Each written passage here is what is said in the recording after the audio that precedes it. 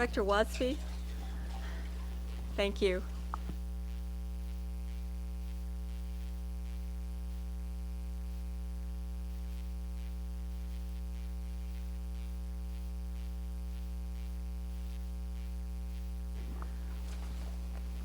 I'd like to call the regular meeting of November 19th of the Board of Directors of the East Bay Regional Park District to order, and I have asked Director Corbett to lead us in the pledge.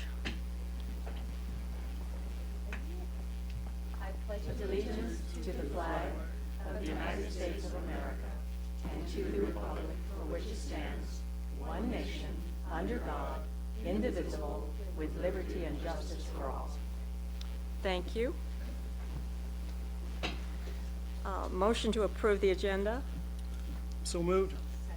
Wadsby and Lane. Discussion. All those in favor?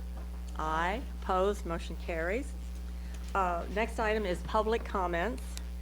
There are, do we have the names of the 4 people who wish to speak? We're going to start out with 2.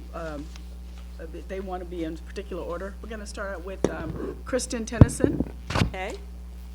We would appreciate your being here. Yes. Hello, board. My name is Kristen Tennyson. I live in Walnut Creek, California. I live very close to the Contra Costa Canal Trail and Iron Horse Trail intersection. In fact, that's why my family decided to move there. We use the trails every day for commuting. My daughter here goes to preschool at Heather Farm Preschool right off the trail, and my son is in 1st grade at Pleasant Hill Elementary School, which is also off the trail. I commute to my offices for work using the BART, which is a mile from my house. And I'm here today to, one, just tell you how much I appreciate the East Bay Regional Parks. That is why we live where we do. But also to ask you to stop ticketing e-scooters on the trail. So this year I've seen a ranger on a motorcycle at least 4 different times stopping commuters using e-scooters trying to get to the BART station. And I've also seen a ranger in an SUV blocking the trail so that I couldn't get around with my trailer looking for an e-scooter. I appreciate the park being responsive to dangers in our parks, but I don't believe that e-scooters provide a danger. I actually think they provide a benefit to our community because they're getting people off the road who would otherwise take cars. I use the trail for commuting. I would like to actually use an e-scooter because my office in San Francisco is 1 mile from the Mission Street BART station. And currently I walk that mile. It takes me 20 minutes. If I could take an e-scooter onto the BART and then take it from the trail, it would cut down my commute time. I could spend more time with my family. The people I'm seeing on the trail on e-scooters are following all rules that bicyclists use. They wear helmets, they stop as much as bicyclists stop. And the location that I've seen people on e-scooters getting tickets is less than 1 mile from the BART station. If I were to not use the trail to get to her school, I would hit 12 stop signs.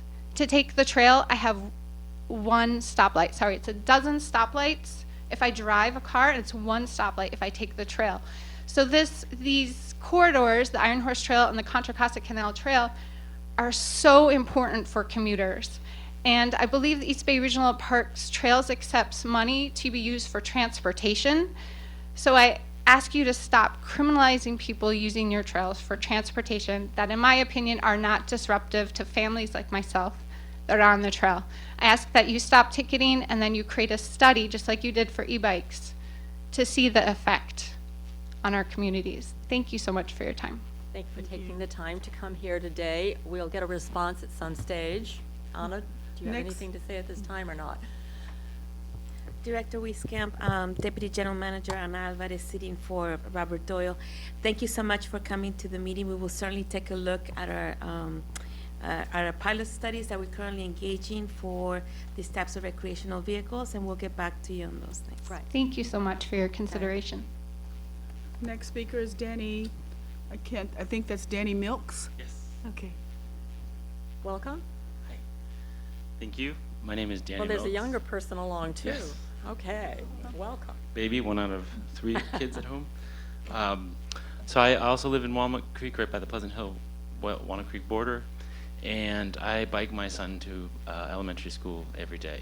Along the way, we pick up 3 neighbor friends, and so there are 4 of us that bike. And we use mostly East Bay Regional Park trails with a combination of some back streets and neighborhood trails. And this allows us to get to school without having to drive. Over the course of my children going to just the elementary school, we'll have eliminated more than 10,000 car trips.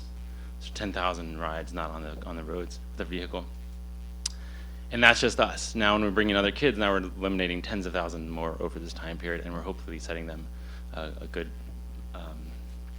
model so that they keep biking as they move on to middle school and high school. This wouldn't be possible without the trails, and it's fantastic. So, again, want to thank you for that. But same sentiment as a previous speaker is that we see e-scooters out there and e-bikes out there. Some kids are going to middle school or high school that's a little further away. Some people are commuting. The definition of recreation versus commuting, it's pretty arbitrary. If you tell my son that he's commuting to his elementary school, he might laugh and say, what does that mean? For him it's fun to bike. And for me, I love biking. So for me to go to BART or to go to school on a bicycle is fun and healthy and good for everybody. Everybody benefits from it. It's not dangerous to be out there on an e-scooter. There are far greater dangers. We see cars purposely running red lights, turning into the wrong lanes, into turn lanes to go through intersections. We see giant cracks in the road that would swallow even my wheel, let alone the kids that are biking to school with their wheels. There's potholes, there's dogs off a leash, there's dog poop on the trail. There's lots of different things that are dangerous on the trail. And e-scooters is just not the top of the list of anybody, and most people who are out there. I recognize it's new, it's different.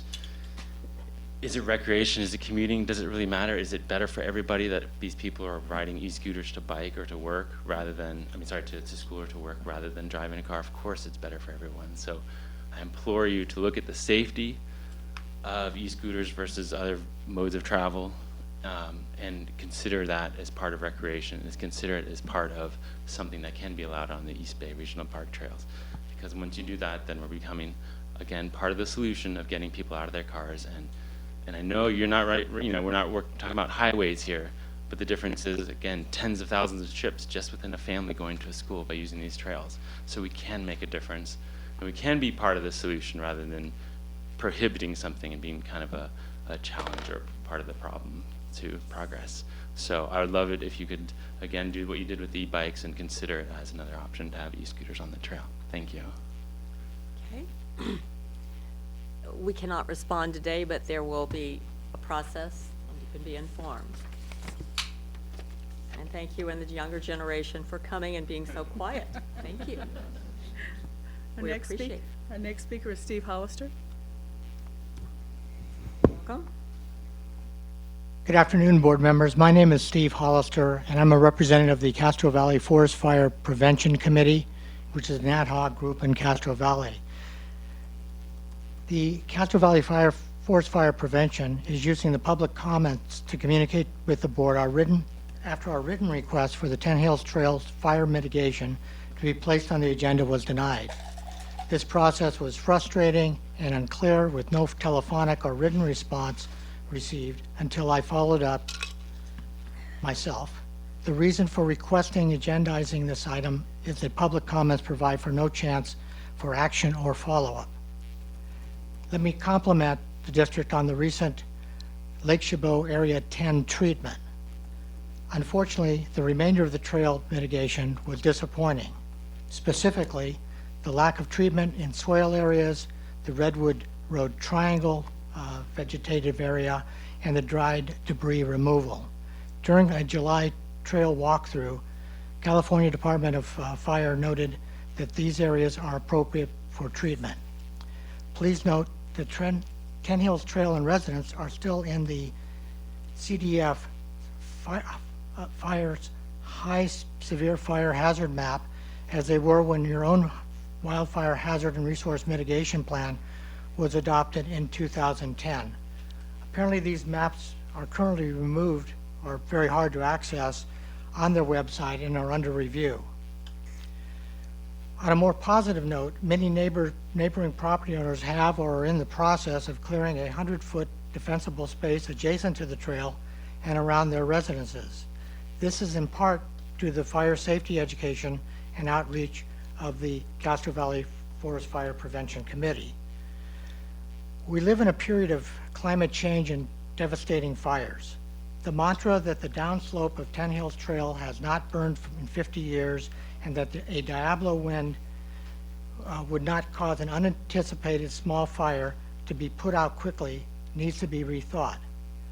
Who imagined that the entire park system would need to be closed during the high wind, red flag fire advisories and blackouts last month?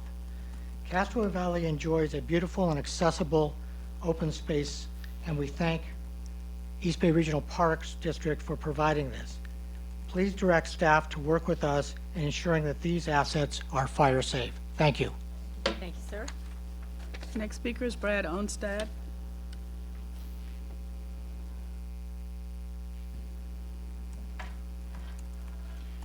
Good afternoon.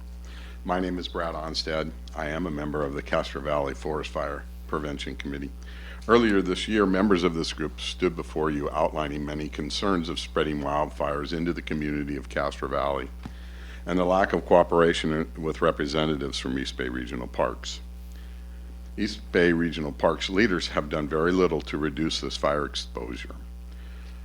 Parties from many fire agencies, state and local, have walked this trail and have acknowledged more work is needed, as stated by Steve. We've asked over this past year for specific solutions to be made, including but not limited to the work that was completed at LC10 and to be extended all the way to Redwood Road. These representatives again failed to acknowledge us and our concerns over the severe fire hazard to those residents near Ten Hills Trail. They continue to make decisions based on a 12-year-old fire mitigation report. If I had left my house unattended for 12 years, it too would have become an extreme fire hazard to my neighbors, just like the park. Stuff grows, change happens. As of January 2019, the Public Utilities Commission has published a mapping of this area, and in that mapping is their overhead wiring. The mapping around the Ten Hills Trail and that section of East Bay Regional Park shows as Tier 3 extreme, their highest. When matched with CAL FIRE's updated mapping of the same area, they indicate that area right up into there as an extreme fire hazard, all the way from Lake Chabot to Redwood Road. So now you have a bottoms evaluation from CAL FIRE, and you have an overhead evaluation from PG&E. These two reports, they intersect right at the Ten Hill Trails. Looks like to me a potential perfect firestorm. No wonder PG&E turned off our power. If the Parks Department does not feel the surrounding community to be at risk, then why did they set a precedent by closing the park during the recent high fire danger for the first time ever? Fire danger to our community continues to be a major concern to all of Castro Valley residents boarding the Ten Hills Trail and is real. Having been denied the opportunity of our concerns to be put on your agenda, and only given this opportunity to present these concerns without discussion here today, is a travesty, not to mention how the denial was handled. We will not stop here. The spreading of wildfires into the community is at its highest concern for those nearby, with high fire danger expected to start again tonight. Let's just pray nothing happens. Thank you. Thank you, sir. Next speaker is Don Osborne. How you doing, council? My name's Donald Osborne. I'm a 57-year resident of Castro Valley, and I'm also a member of Castro Valley Forest Fire Protection. I grew up 2 doors up from the Grosvenor Gate entrance to Lake Chabot, and I last spoke here about an oak tree that was impeding the ability for emergency vehicles entering and leaving the park. The Parks Department fixed the problem, and I thank you for doing that. The Parks Department has also worked the LC-10 from the gate at Grosvenor up the hill about a quarter mile and then suddenly stopped, and the neighborhood doesn't understand why. We understand there will be an LC-9 next year, but why wait till next year? It's still fire season. That being said, we have another red flag warning today for another severe wind event happening in our area. PG&E is planning to potentially shut the power down to all the residents along the 10 Hills Trail again. PG&E knows that CAL FIRE map that marks the 10 Hills is a severe fire risk and has done numerous flyovers looking at it. They recognize that threat, then the power will get shut off again. Personally, I help support neighbors when power goes off by checking in on them, starting and maintaining their generators, running power cords to their freezers in their garage and refrigerators in their homes to save their food. Remember that Sunday a few weeks ago when a fire at the Carquinez Bridge jumped the bay and started burning in Crockett? That was a very scary day. That day was so windy, it was smoked out. The entire area was smoked out. You guys remember that? I have never been so scared. The winds were some of the strongest I've ever felt. Our neighborhood had no power, no cell phones. We couldn't call an alarm if we wanted to. If this isn't climate change, then I don't know what is, because this is not normal. This is all new, and you guys all know this. I know you remember that day because it was scary for everybody in the Bay Area. We didn't know if there was a fire next door. We didn't know if there was a fire down the street. We couldn't tell. Did you know 98% of all fires in some way or form are started by humans? Whether it's a car accident, equipment failure, or a cigarette, either way, 98% were to blame. Speaking about smoking, I mentioned about no smoking signage at all the park entrances, and yet we haven't seen anything. Signs are cheap, effective, and if you don't think people smoke in your park, you need to walk down along the shoreline and you can see the cigarette butts all over the shore. These fishermen smoke.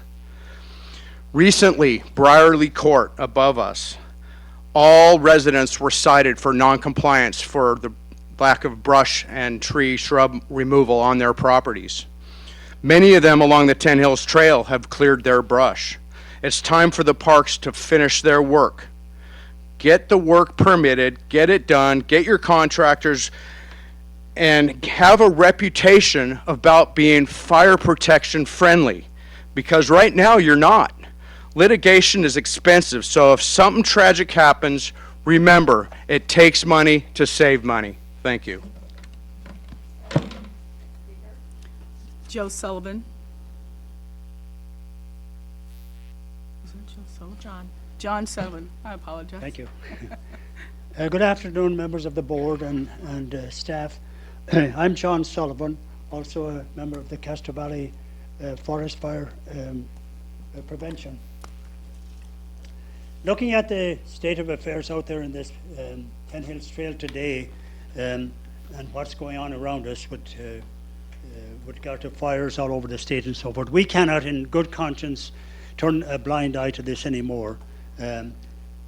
We have instead turned to our state government representatives, both past and present, for their assistance. They are aware of how important fire prevention work is for to our Governor Newsom. And his office obviously is going to be in this conversation pretty soon. But here's the problem. This group have laid out for us kind of they term it, I guess, strategy and tactics. Number one would be documenting what happened with regard to our request for to get on the agenda today. Also, our request for meeting, an earlier meeting with Mr. Doyle, and they're also asking about going forward, then looking to media coverage, demonstrations, and so forth. This is their direction to us. They talk about recall, whatever, ballot box, changing of personnel and the makeup of the board. Freedom of Information Act, that's a big thing with them, big emphasis on that. you know, looking for records on budgeting, how public money is being spent. East Bay Park's responsibilities on fire prevention, specifically along this 10 Hills Trail. And getting to they're asking about Lake Chabot maps, LC10, LC9. They're looking for exact specifics on that. Why nothing was addressed with regard to that until May 2019? Who decided where to stop? There's more on their list here. Now, who wants to be, involved in that nonsense? You have the photos in front of you. I've just passed out some photos taken 2 days ago, that's the state of affairs out there today on the 10 Hills Trail. That's exactly like we had on this LC10 area before you did a great job of clearing it. This is exactly what we want to continue then until right to the Redwood Road. So continuing this work of the LC10 is no brainer. It's not a huge undertaking. It will be done one way or the other. So we would rather you would undertake it locally rather than get directions from Cal Fire or Governor Newsom to take care of it. The latter, invites fallout. We don't want any part of that. We'd like to work along with you, avoid all this. Please consider the consequences, the bigger picture. Let's show people that we are smart enough in this local area to take care of our own problems. We really appreciate you letting us talk today. Thank you. Thank you, sir. Okay. Director Wiskamp, if I may, with your concurrence, may I, while we normally don't respond to public comment, I would like to say a few words. Okay. Thank you. Thank you so much for being here. First and foremost, I would like to let you know that for those of you who are enrolled in the PG&E notification, we just got notification a few seconds ago that there will be no power shutdown in Alameda County. So there's no longer a power outage, a planned power outage from PG&E. The other thing to consider is that the East Bay Regional Park District has a planning document that is based on science, and it's a document that is perhaps one of the leading models in the nation pertaining to wildfire hazard reduction. And it stands and the planned areas will stand in perpetuity pertaining to be able to minimize the wildfire hazard where we are at highest risk. We also have permits on hand to do that work, and the Park District staff has diligently done the field vegetation management, more so than before, because we have the permits, we have the authority to move forward. This year alone, while the 10 Hills Trail that is specifically identified as part of the Castro Valley community concerns in Lake Chabot Park, we've invested over $80,000 between January 2019 to the present to be able to conduct the treatment in the recommended treatment area that our fire personnel felt was the most critical work to be done. There is one more recommended treatment area to be worked on, and it is scheduled based on the priorities for the entire park district. And since we manage and we're doing close to about 1,200 miles of trails, not to minimize the need or the urgency or the concern that the work needs to continue in Lake Chabot, it has to be put in a district-wide perspective.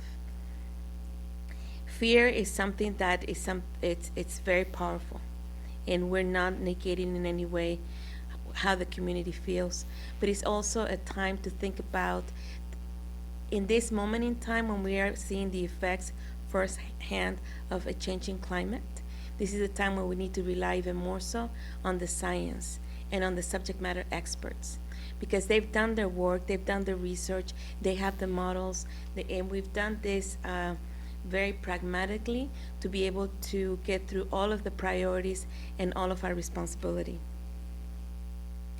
Lake Chabot is also very unique, and while we have said this many times at many meetings with the participation of Director Waspy, with the participation of a fire chief and others in the district, let me say it one more time. Lake Chabot is very uniquely placed, unlike other regional parks, in the sense that it has in the south area a fuel break that is provided by the Redwood Golf Course if the fire were to move south.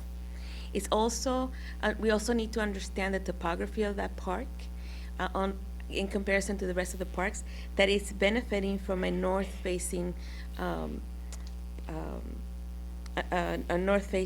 slope, which actually helps to be able to maintain the shady fuel break that we need. And those are all the things that we need to put together in consideration on how do we deploy resources and how do we prioritize. I am very proud of the work that the district has done, because it's leading the way for many, many other agencies. Unlike most of our agencies in the Bay Area, we're decades ahead of many of them, because we have the permits, we have the resources, and we have the scientists, and we have the diligent staff. If the board would like to, because this is a very serious matter, and we want to be sensitive to people's concerns, we do have our fire chief here today who can walk you specifically on the treatment areas that have been identified for that particular trail. But we've done our work, and we will continue to do our work. We just need to look at it from a science lens, as well as the overall priorities for the park district.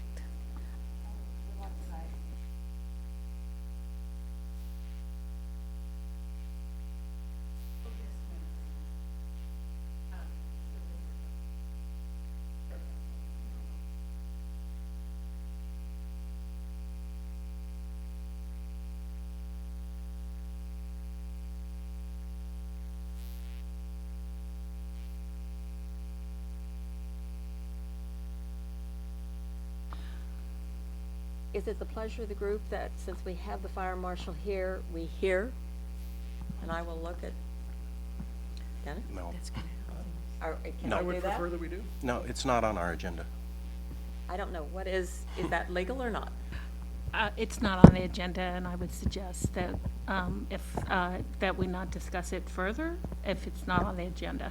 It is not on the agenda, but if we wish to hear about this from our fire chief in the future, we can Sure, agenda. it can be on the agenda. I just wanted to say for my own thought, Madam President, that the general manager's response to the group, November 8, 2019, I found was very detailed and very persuasive, and I don't think we need to pursue it anymore today.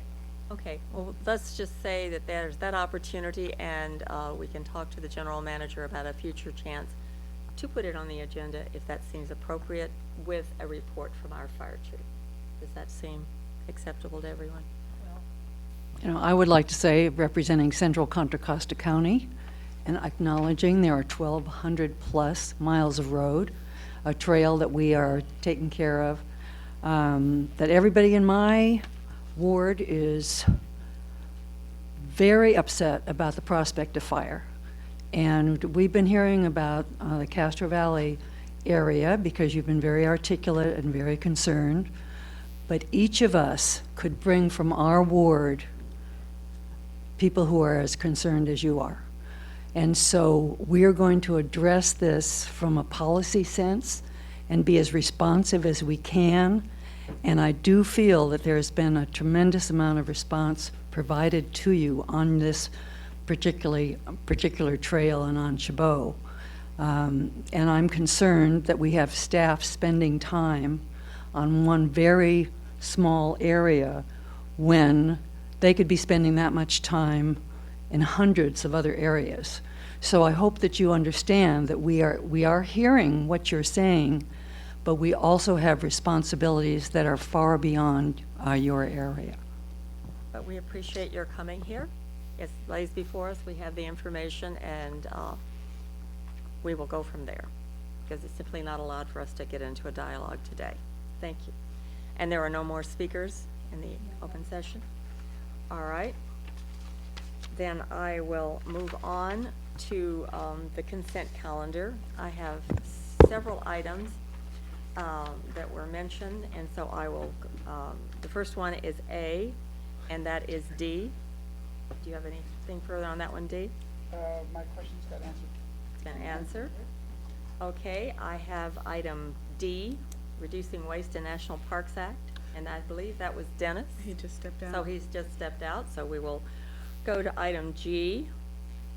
This is a resolution to support the Transit to Trails Act. My question there has been answered. Okay. Item I, grant funds from the San Francisco Bay Restoration Authority for restoration projects. You would like to discuss that one? All right, let's do that. Director Lane.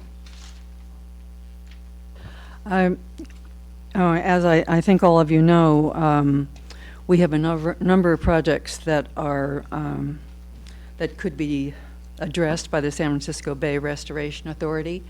And my question on this item had to do with a number of grants that has been outlined that we are talking about providing to the authority. And so I'd like to ask about a little bit about each of those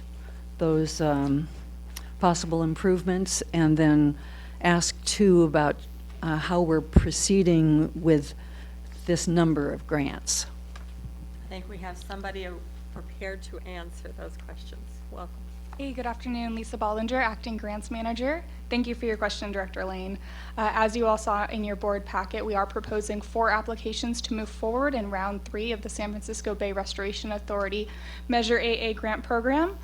These 4 applications are geographically diverse on our shoreline, our 55 miles of shoreline here in the East Bay. We have a planning project at Hayward, a construction at Coyote Hills, as well as at Bay Point, and a construction proposal at McLaughlin East Shore. So at this time, we're proposing these 4 to move forward, but we are working with San Francisco Bay Restoration Authority staff to understand the criteria as it changed with each round of applications, to understand what they are seeking to fund in this round, and receive their recommendation of which of these 4 should move forward to a full application. So as you can see, it's consideration to reapply for McLaughlin East Shore. So that one is under consideration to see if it is appropriate to move forward at this time, or if we should wait for a later round. Okay. Dee, did you have anything further on that? My question got answered. My question basically was about PLAs, and it looks like these require a PLA, and that we can actually build on the existing PLA that we have with Encinal Dunes. So Okay. I'm very happy. Thank you. Thank you. Good luck. Thank you. Good luck to us. Yeah, well, and so I really appreciate it because, you know, we have miles of shoreline, and so we are here needing to get some funds to begin and complete some of these projects. So I want her to go forth and get them. You know, apply for all 4 if we could. But I think it's very important for us to be talking about this with the Restoration Authority staff. Okay. Dennis, you were out for a moment. Did you have a question or comment on D? Yes, just a comment. I see that this is Congressman Quigley's bill, Reducing Waste in National Parks Act, and one of the great features of this is ending the sale of disposable bottles inside the parks. I was wondering if our concessionaires sell plastic bottles, water bottles. I think I know the answer, but I would hope we can look forward in the future, maybe doing the same thing as the National Parks is doing, because it is a source of great waste, very easily transportable by wind. Good afternoon, Jim O'Connor, Assistant General Manager of Operations. To your question, Director Waspy, at this time, as you probably know, all of our concession agreements have various timelines of implementation. Our intention going forward as we renew concession agreements, we will include that type of language that follows district policy regarding the use of one-time plastic bottles. That's our intention going forward. Great, thank you. Okay. Anything further? Even the other ones. Okay. We have K, authorization to renew contract for youth employment services with Civicor schools. Okay, I'll go on K. The authorization and renew a contract with Civicor. I think they do wonderful work. I'm really happy we're working with them. I noted in the, or noticed in the document here that the fire department received 6 of the 50 contracted weeks. I'm appealing or hoping that maybe there's a possibility based on a number of current events, especially in my ward, that maybe we could expand that, or I know that I'm sure the other 44 weeks are well taken up in the operations department, but if we could give a little more to the fire department. They did a wonderful job, Civicor did the 10 Hills Trail this year, and sort of dampened the fires, no pun intended, of some of the groups for all the great work they did along the 10 Hills Trail. Jim O'Connor once again. Dr. Waspy, I'm sure that Chief Tiley and I can have that conversation and see if we can work That's all I something ask. out. Thank you. You bet.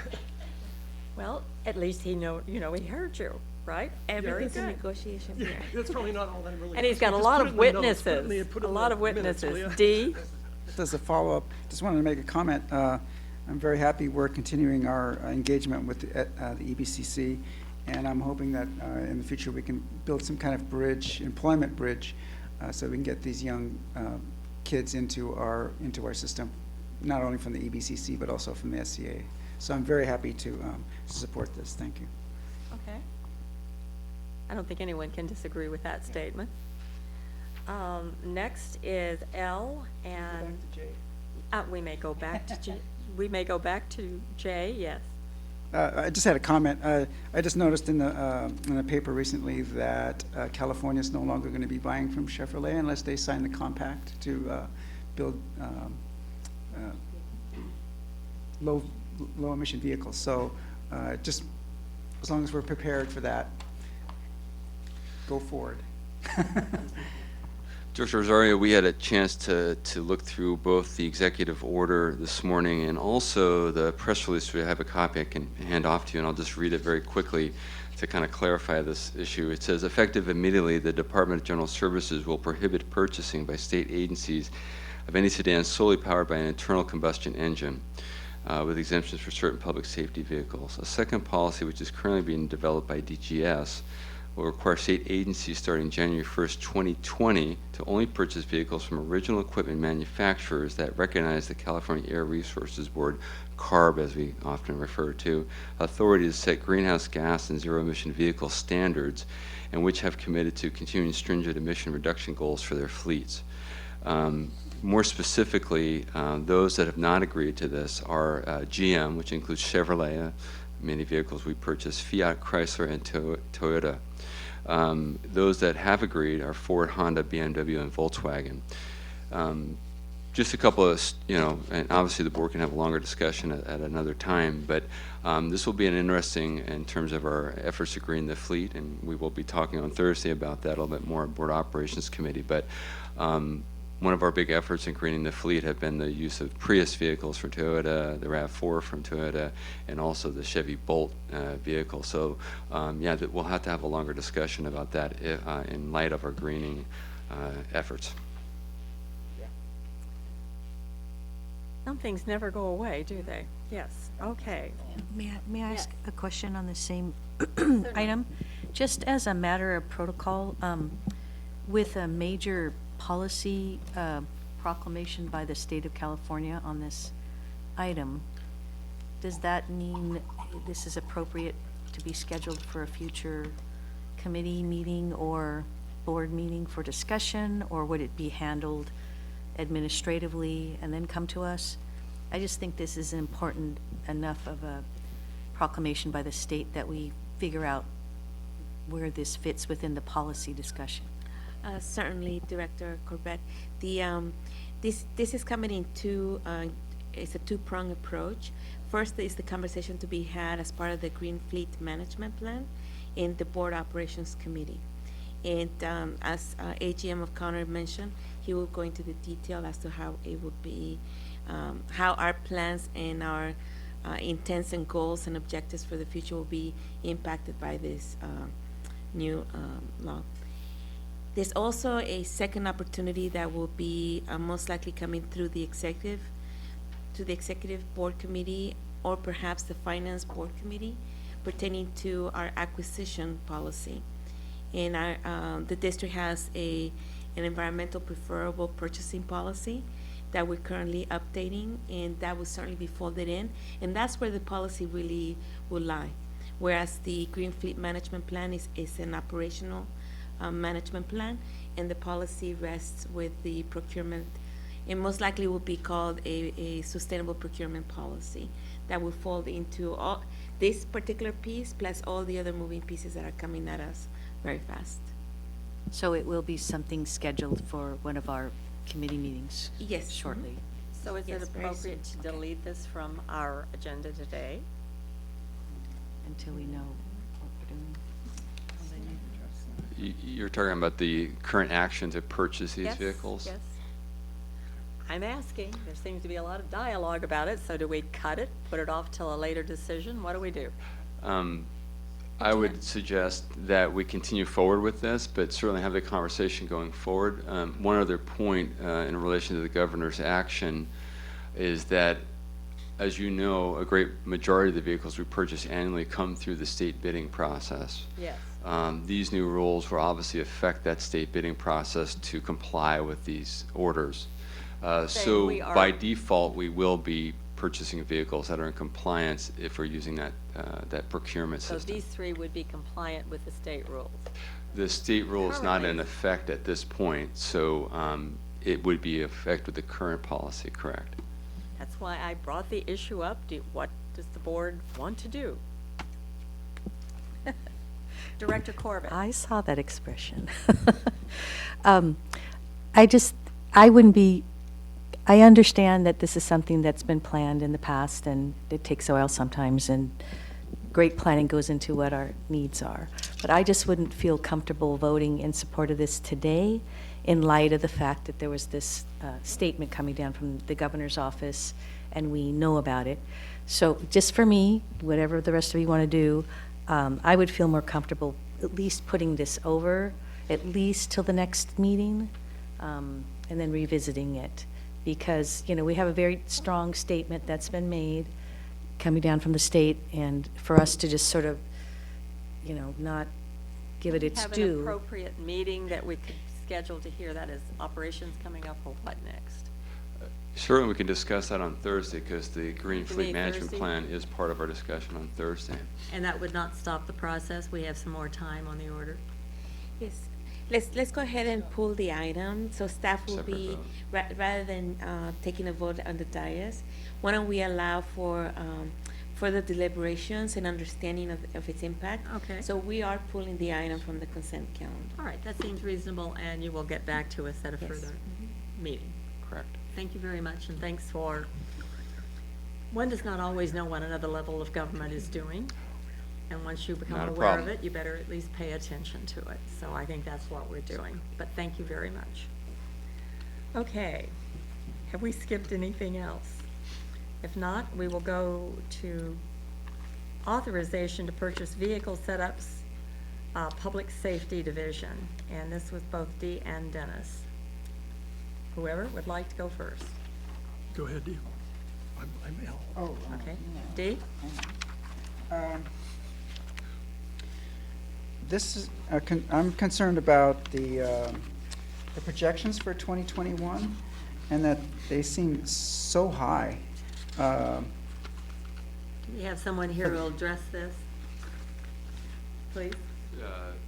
Madam President, just a point of clarification. I wait. think Director Rosario is referring to item L, I believe, Yes. on the fee. Yes, the consolidated fee schedule, and I'm looking at the fee schedule for, Well, the name is Our here either facilities. beside L or M. I thought it was L, but I'm not sure. Approval of 2020 consolidated Yeah. fee schedule. isn't it? Was that what you had the question on, Dee? Yeah, Okay, that's where we are then. yeah. So I was looking specifically at, on page 70, Page 70. and we're starting off with the Brazil room. We're going from,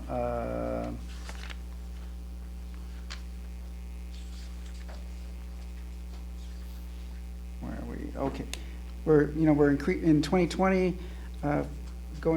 we're increasing it, the rental fees from Wednesday, Thursday, that first row there, an additional $235. And I just want to know why it's so high. Just quick, once again, Jim O'Connor, Assistant General Manager of Operations for the record.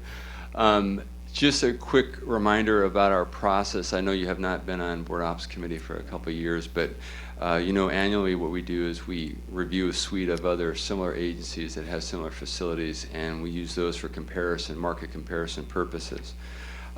So we went through that process with the Board Operations Committee a month ago or so, and we are still at the lower end of the fees, but in terms of things have changed in the structure that we've done for the Brazil Room and the other reservable facilities. And I've got with me Tiffany Margalisi as our Acting Business Services Manager. She's going to say a few more words about that to give it some context. Okay.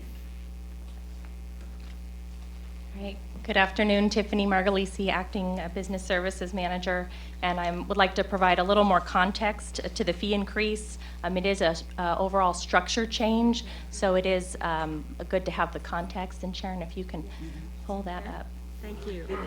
So our goal in overhauling the structure of the Brazil Room fees and the other facility fees is to simplify and consolidate while maintaining affordability. So those were our goals.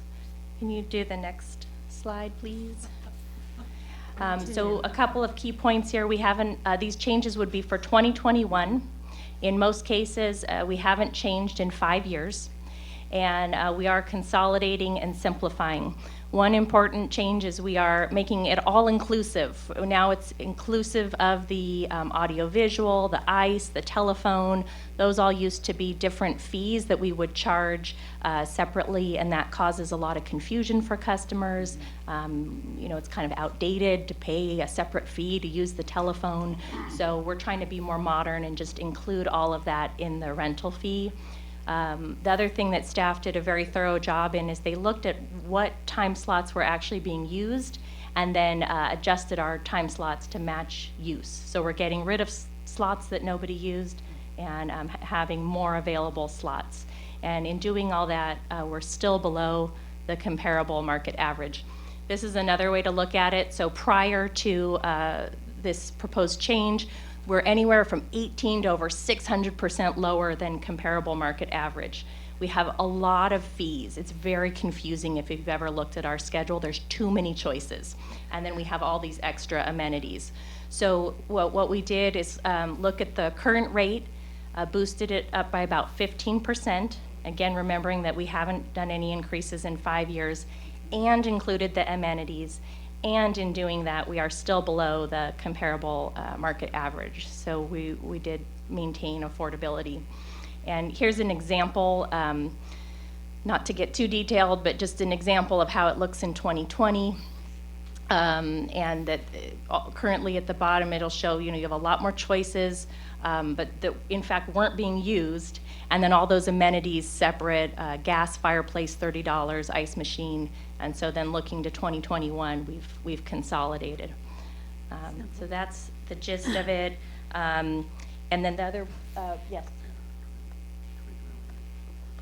Yes, and so this is really important point is that we are comparing our 2021 rates against our competitors' 2019 rates. So when I'm talking about that we're still below, our 2021 rates are still below our competitors' 2019 rates. So as they, as we finally get to 2021, we assume that all our competitors will have also increased, and so we'll be even lower than average. Okay. Questions? Any further? Anything? Dave? Yeah, I just keep an eye on the usage if there's a usage drop-off, because we find out that it's people aren't using it because it is too expensive. We should look at that. And then I had another specific question about Dumbarton Quarry.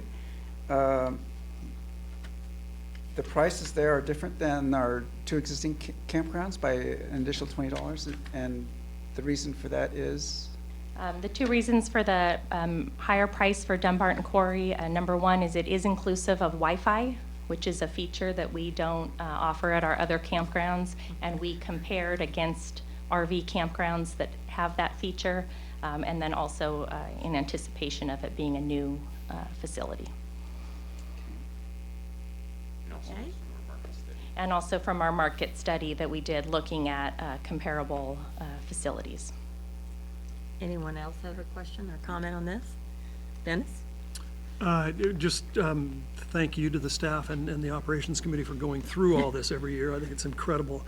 I do have a question about the board committee and materials fees, and one of the goals of this district, I think, is to be accessible and transparent. And the only thing I would ask if we can do is, when you look under board and committee materials fees, there's a list of 8 fees. Some of them there's 0, but, you know, looking at it, to me and in some of my constituents who say, oh, you're putting up barriers to me getting information. Is there any way we can put a banner across that and say, every one of these 8 materials, all board packets, all committee packets, all board minutes, all committee minutes, any meetings we do are all free and they're on our website? Just a simple Okay. sentence Is that or. simple enough to do? I think that's a very reasonable request, absolutely. My Thank you. On gosh. that for the You're final being vote. reasonable. Come on, Dennis. It's very, we appreciate It the is. team of corporations being reasonable. Okay, that can be implemented. And as a member of operations, I want to say we had a lot of input from that gentleman there in the white shirt who went through numerous agencies trying to figure out who was charging what for how much time on what day of the week. And I think he did a great job, so thank you, sir. And I think we do our very best at the Brazilian Room, which is so popular, to keep it accessible to as many people as possible. They have dates when it's more affordably priced, and I think consolidating it so you know exactly what you're buying into rather than nickel and diming, it's an old phrase, but it's true, makes it very clear to anybody who wants to use the facility. So I thank you all for that. I thought it was well done. I think the whole operations committee did. Right? Okay. President, we can, thank you for recognizing Nova Dort, our admin analyst. It is an amazing amount of work. I don't care whether it is a carousel or whatever. No, it just goes out there and tracks them down and gets the numbers for us. And as a person who does not like to track down numbers, I really appreciate his hard work, and so does the district. Is there anything further on the consent calendar that anyone has a question on? Hearing none, do I have a motion? I think I hear a motion from Director Corbett. Second? We know Jay was going, and did I hear Rosario seconds? All those in favor? Aye. Opposed? Motion carries. Now the staff will exit. Thank you very much for attending. We appreciate your input. And further input on the one item that was going on to a later date.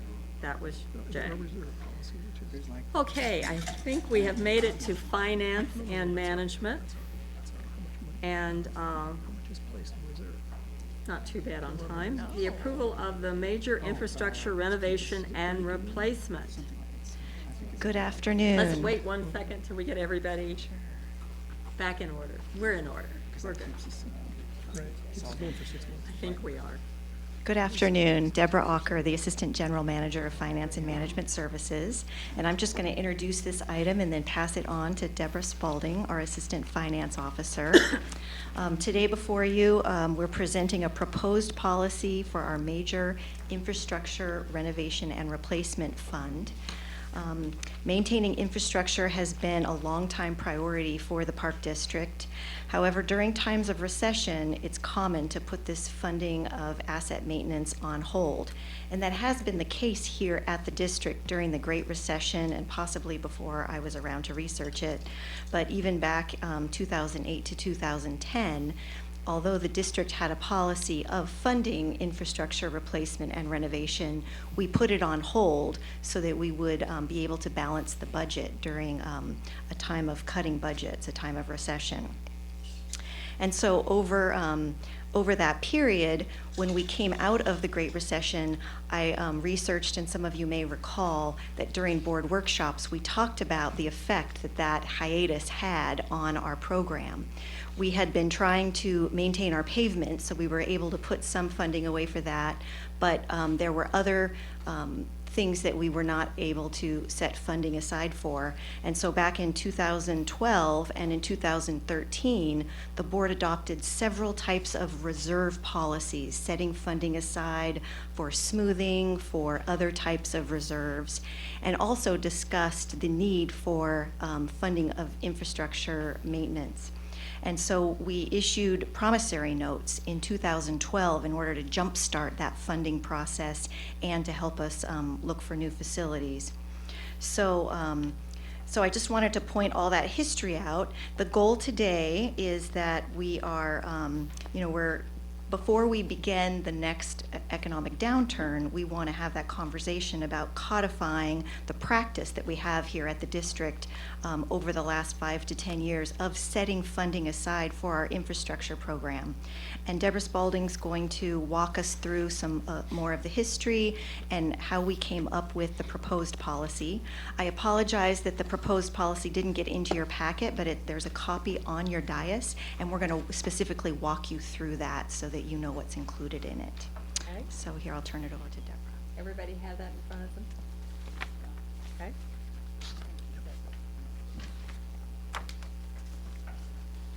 Good afternoon, Deborah Spalding, Assistant Finance Officer. So as Deborah said, I'm going to start out by giving you a little bit of background and history, and this is one of the sentences in the report that the East Bay Regional Park District owns and maintains a vast and diverse array of assets. And so this is a picture of one of our more diverse assets, the merry-go-round. And then here we just have a listing of our vast assets. So this is just a partial listing of all water utilities from the A's through the C's, and with so much stuff, how do staff manage it all? And so there have been many different systems used over the years. Probably originally it was paper and pencil, and then an Access database. And then in the mid-90s, we started using the Street Saver system to generate our pavement condition index. So that's how we keep track of how well our paving is maintained in our parking lots and trails and roads. In 2001, we implemented a work order system called Cartograph. And so we've been trying to manage all of these assets. And the other piece that Deborah was talking about is setting aside the funding to do those repairs and to do especially the major infrastructure and replacement. So we established this MER fund in 2012, and previously we've been doing very ad hoc funding. So just based on available fund balance, either during the budget process or at mid-year, putting funds in. In 2018, we took another step towards making this a more complete fund, and we moved our major maintenance staff and supplies and services into that fund from the general fund. So we now have people actually being paid for out of that fund. So our goal with this policy is to develop a major infrastructure renovation or replacement fund that functions just like our major equipment replacement fund. So it'll be an internal service fund where we know what all of our assets are, just like we do in the equipment fund, and we know when we're going to replace them based on the useful life and what condition they're in, and we fund them proactively. So the first step to getting to that long-term goal was to inventory all of our assets. And we engaged with the VFA back in 2014 to do this big inventory, and it's taken several years. We're now, I think, maybe more like 90% complete. That inventory is going to every park and looking at the different types of assets, how big they are, when they were constructed, when they are renovated, what is their estimated replacement cost, and then giving them this FCI score. And so then I just have a listing here of the different, what infrastructure we've tallied so far. So we have 171 bridges, 30 docks and piers, 11 wells, and that's not wells for grazing, that's just drinking wells. 6 swim lagoons and pools, and then many, many sewers and water utilities. And then for facilities, it's 33 service yards, 34 park offices, 25 administrative offices, 3 corporation yards, 88 concession buildings, 81 park residences, and many more smaller facilities. So the next step, once we finish that inventory, which we expect to be done early 2020, is to decide what standard do we want to achieve. And so, we're looking at the current condition, and we're going to establish a target for our paving and then a target for our facilities. And what goes hand in hand with that is how much money do we have? Because we may want to have everything in perfect condition, but it may not be possible. We also want to have funding set aside for unexpected needs. And so you think about the major equipment fund. So we may have a replacement schedule for a vehicle that's 7 years, but if that car is in an accident, we may need to replace it more quickly than that. And our current fund balance in that MER fund is $14 million. So we want to look at what's in there and decide, is that enough? Should it be more? Should it be less? So we've talked about this a little bit already, but the current practice has been to transfer revenue to the MER fund from the general fund. The best practice would be to treat it like the major equipment fund, to set aside funding proactively and to prorate it to the different departments. And this is how we do our major equipment replacement fund. Previously, we've done about $5 million per year for the past 5 years, and I think on a future slide I have a picture showing that. And then lastly, we need to monitor and report out on progress towards achieving those goals. And we have been doing this. We've been reporting to you at board workshops about pavement and facility projects that are ongoing. We've reported on PCI scores and FCI scores. So now we're putting it all into a MER policy, which is what's before you today. So to walk you through the policy in a more detailed way, so it has these different sections. The first is a summary statement, so it's talking about why we have this policy. Next, we have the definitions for PCI, for FCI, and for CRV, which is current replacement value. Next, we define what the MER fund's purpose is. And then we talk about performance standards and what do we want to set as our goal for how we're going to maintain our assets. Then we talk about appropriating MER funds, how the funding can be used. So we're setting aside this money, what kind of projects can it be used for? Next, allocation of sufficient resources, how much funding to put into that fund annually. Next is the MER reserves and calculation of the reserve amount, which is saying how much we want to have set aside as fund balance there for those unexpected things. And then lastly, the policy administration section talks about how we're going to manage the policy and implement it. So I think one of the main questions people may have on their mind is, so what performance standard have we chosen? For the pavement condition index, we have, so the PCI score between 70 and 84 is considered to be good. The Bay Area average is 67. Of course, we want to be a little bit above average. And so we are proposing an average score of 80, and that's attainable based on our score at the beginning of 2019, which was 77. So we're getting close to that average score of 80. On the facility condition index side, the International Facility Management Association standard says that 90 is a good score. We are not very close to 90 right now, so we're proposing a score of 72, and our current FCI score is 67.5. So based on those targets, VFA has advised that, well, their initial inventory indicated that we would probably need to set aside between $7.5 and $9.5 million per year for infrastructure repair. And in 2018, at the 80% completion, they predicted it would be more like 10 million per year.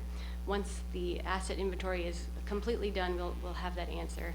And then this slide shows what we've been putting in for the past few years, and the colors show you when we've been doing those transfers. So the blue is what we put in for our annual budget, and then orange is what we were able to put in at mid-year. And then between the gray and the yellow lines are our recommended funding level. So we've been having difficulty getting to that goal. The next section is how much money to have in our major infrastructure renovation reserves. And the best practice is to set target reserve based on our current replacement value. In 2019, that CRV was 324 million, and so 10% of that is 32.4 million. And so I just want to emphasize that would be the maximum reserve that we would ever have. Currently, we have 14 million. The intent is not to store funds in here. The intent is to spend the money, but to have some reserves for these unusual circumstances, for emergencies. And then lastly, administering the MER policy. So the very last section of the policy talks about how we would do annual reporting on the FCI and PCI scores at board workshops, that the MER fund policy would be brought to the board finance committee for review and approval every 5 years, and that in reviewing the policy, we would look at the condition of assets, what our funding target is, availability of funds, delivery and completion of projects, and other unfunded long-term liabilities. One question that came up in Finance Committee is what are other entities doing along these lines? So we did a little bit of research in this and looked at City of Santa Rosa first. So they, a lot of agencies are at the same place we are, where they're doing the study and trying to figure out how to improve their asset management. And so City of Santa Rosa just completed their study, and you can see from this graph that they're realizing they need to put more funds in up front, and then their funding needs will decline over time, and their maintenance costs will also start to decline over time. They actually have a reversed FCI score from us. So they have where 1 is where we say 100% is the best and 0 is the worst, they have it reversed. So they're trying to achieve a better FCI score that's a lower number. In Minnesota, the Department of Natural Resources also just completed their study in 2019, and they have set a goal of restoring and maintaining all capital assets as average or better condition within 10 years. And so they're realizing they'll have to set aside about $75 million per year in order to do that. Is that right? Sorry. $169 million annually over the next 10 years. And then lastly, the National Park Service actually uses FCI scores in their CIP requests. So this is one example of a CIP request for a project, and down in the somewhat lower right area, you can see where they say the FCI score before, and then the FCI projected. They also are going for a target lower FCI score. So that is how the National Park Service uses FCI scores. And then here is a slide showing of the parks that have been assessed so far, what condition they're in, and this is also in your board packet.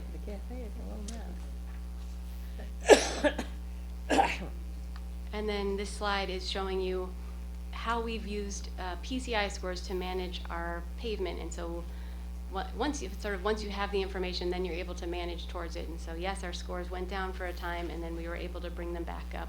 This cuts off in 2016. And some examples of park district facilities that have been scored. So an excellent restroom in Wildcat Canyon, and a poor Lake Anza swim restroom and lifeguard office. And that was the last slide. Be happy to take any questions. Well, actually, if I may make a few comments. Thank you so much. I appreciate the presentation. And I'm really glad that you were able to bring in some benchmarking with other agencies, because it should be noted that the Park District has actually been ahead of most governmental entities, because it shouldn't be lost the fact that even when Dave Collins was here and under the leadership of Bob Doyle, what we've done, certain actions, throughout the time the board has set aside a little bit of money each year. And so that we have a nice balance, we understand what we wanted to do. So today's board action and what staff has in front of you, in many ways is the capstone of many, many years worth of work. And we want to make sure that we continue protecting those public assets and those public investments. And I'm very appreciative to see this coming forward. Thank you so much. And now we would like to open it to the board comments or questions. Oh, my goodness. So will this, will setting aside money for this appear in the current budget? Yes, so this year, for the first time, we have set up the MER fund as a true internal service fund where we've allocated out costs to the different divisions, just like we do for our major equipment fund. You may be wondering, well, how much money? We did 6.3 million this year, so still not to the 7.5, which was the low end. Our thought is that at mid-year it may be possible to put more funding in, so 6.3 million was where we started. Comments or questions? Rosario? If we adopt this policy or these guidelines, does it still give us some flexibility? Let's say the recession does come and we can't meet our goal of putting away, what is it, $7.5 million. Do we have that flexibility to not fund it to that level? We do. You want to go ahead first? Yes. Whoever would like to answer that one or not? Yes. Deputy General Manager Ana Alvarez, yes, Director Rosario, you do still have that flexibility. This is the capstone that provides the guidance to be able to begin the budget work in the planning processes. But you will have the opportunity at every action that the board takes to make those decisions and be flexible in those difficult economic years. But this serves as a guiding light precisely to help make those difficult decisions during those dark moments. The policy actually states the AGM of Finance and Management Services is responsible for considering the above factors and recommending approved internal service fund budget to the Board of Directors. And so it really does allow for that fluid decision-making. It's not setting an annual dollar amount that should be included within this policy. I have a second question. You may go ahead and ask. And my second question is, what's the strategy for maintaining our FIC? Are we going to start improving the things from the bottom? Or are we going to, because you can, if you bring the top to the 100%, then it'll still affect. But I'm hoping we start from the bottom. So that's my question too about priorities. Jim O'Connor, Assistant General Manager of Operations, again. That strategy is still being worked out, meaning we're just completing the VFI inventory and evaluation of facilities. And then we're going to go through a process internally, both cross-divisional process, where we're going to look at what is our best approach to this. Do we go and do subsystems like all the roofs to preserve buildings from having water damage? Do we do it park by park? Do we do it based purely on the current SCI number? That'll be a process we'll go through internally to figure out what's the most efficient way to tackle that very problem that you are bringing forward, Director Rosario. And if I may add to that answer, excellent answer. And when staff does their work, you will have the opportunity to understand their recommendations at board workshops and also at the different activities that we do with the board pertaining to funding and actions. So staff will move forward a recommendation, and the board will have the opportunity to prioritize all of the capital projects and other projects to move forward based on what we may be having behind the data and what may be important to you.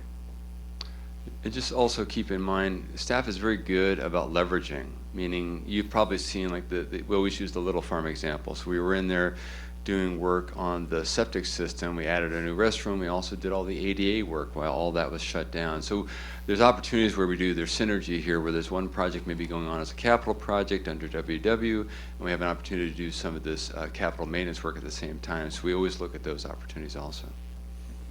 Okay, anything further, Dee? Nope, I'm good. All right, Dennis?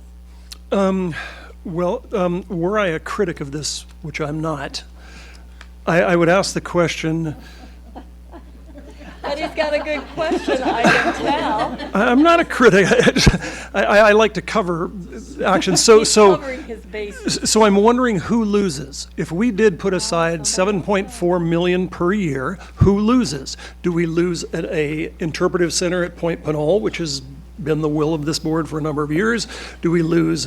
I'm sure the union would say this could be better spent for, and I don't need the answers right now. I'm just wondering if we've looked at this. And I'm especially wondering, at $32.4 million of reserve, what, and we refer to it as it's for unusual circumstances and emergency.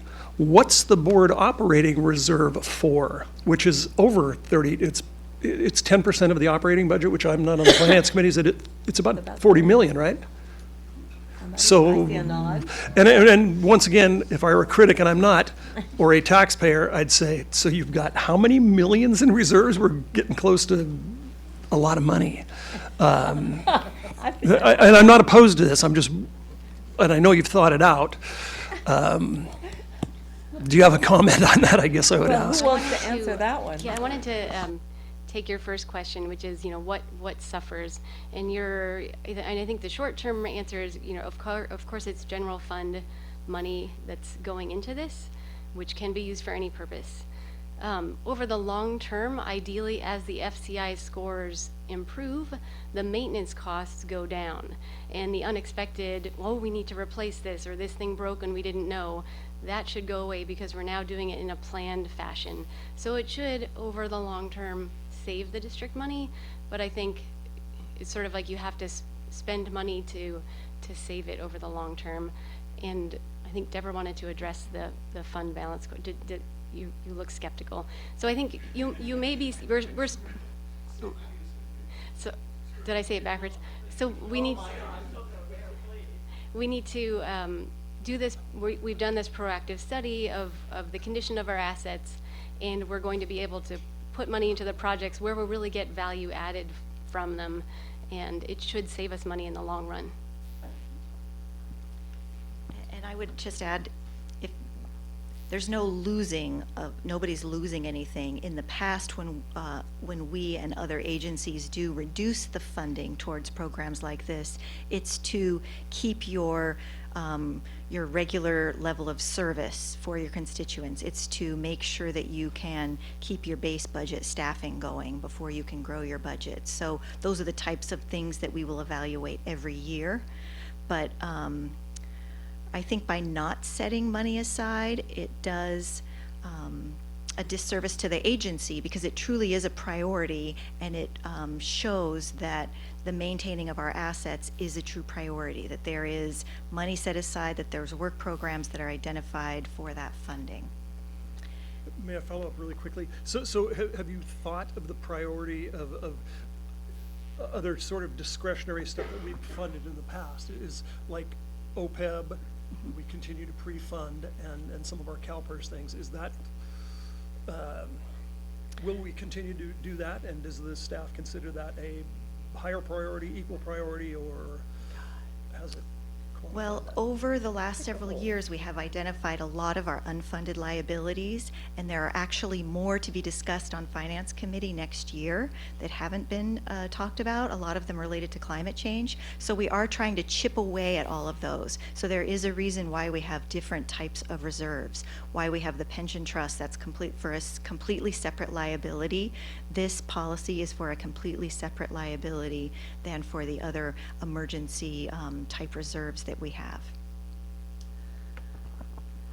Oh my goodness. Director Corbett.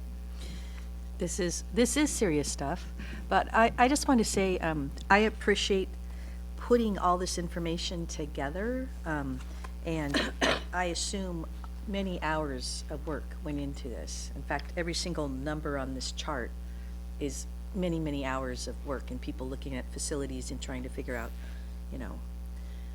how does, what needs to be done next here. So I certainly agree with concerns about priorities, and absolutely we'll have a lot of decisions to make. But with more information, I think we have the ability to plan into the future. And although when we are presented with this sort of information, it does become scary, right? Because it's like, wow, we have a lot of things we need to put some work into. But it gives us the mindset as board members to try to think, what should we be doing and what should we be doing next? And we have all kinds of financial responsibilities out there on the horizon, which I worry about all the time. So this is part of it. So I appreciate the additional information, but I do understand too that, this does force us to make certain decisions, and sometimes they are really hard. So I totally agree with you on, being wary about where our priorities lie. I do have a couple of questions. In putting together these numbers on each FCI, at first I see in the top of this chart it says does not include all structures. So can you just help me understand kind of what that means? What's left out? Just generally, because I know every park is very different. Thank you. Jeff Rasmussen, Assistant Finance Officer. And we are in the final phase of completing this study here in early 2020. In fact, actually this week we are focusing on doing residence inspections this week with VFA. So I can categorically say a number of things were excluded are residences. We're working on those now. And there's about another 150 or so assets we will evaluate in early 2020, and I wish I could better characterize what was missing from that list, but at that point, in the early 2020, we'll have a complete list. Okay, great. And then was there some sort of standardization? I don't know if this is this is probably not an easy question to answer, but, obviously in looking at various parks, some decisions about what needs to be done can be sort of subjective, because obviously a restroom at a swim facility is very different than a information kiosk, for example. So was there some sort of standardization to help determine these numbers? Yes, that's a great question. Thank you. That was one of the benefits of selecting VFA and going with them as a system and as an external or third-party inspector. So early on, some of our conversations were, but maybe the district could do this work internally and things like that. But the problems with that is, one, staff's already busy, but two, you don't get that objective and that consistent evaluation. I can share early on, I was working with them, and I tried to say, well, this isn't a hospital. We're working at a park restroom. Do you need me? It says, we only have one standard. We evaluate everything to the same standard. So that is one of the benefits of our program. Okay, great. And then my last question, I think, is, well, I have two last questions. Okay. I'm assuming we take into consideration where some of these facilities are physically, because obviously certain parts of the park district, there may be different levels of deterioration than others. Something near the bay may be a little different than something that's, up at the top of Briones. I mean, is there, do we take that into consideration? Like that some areas might have more deterioration than others? Do you know what I mean?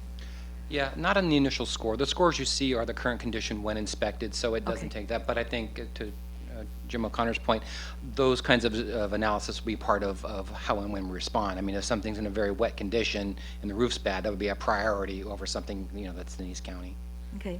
And then my last question is, and I think you may have mentioned this, but I didn't hear it or get it or understand it, and that is, will these FCI scores be updated over the years so we can continue to see where the most important priorities are?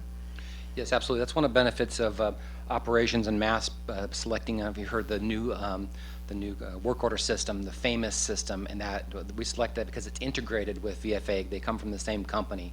So as we perform work, the FCIs of those facilities will be updated, as we do work on them. So we'll be able to keep that updated and fresh.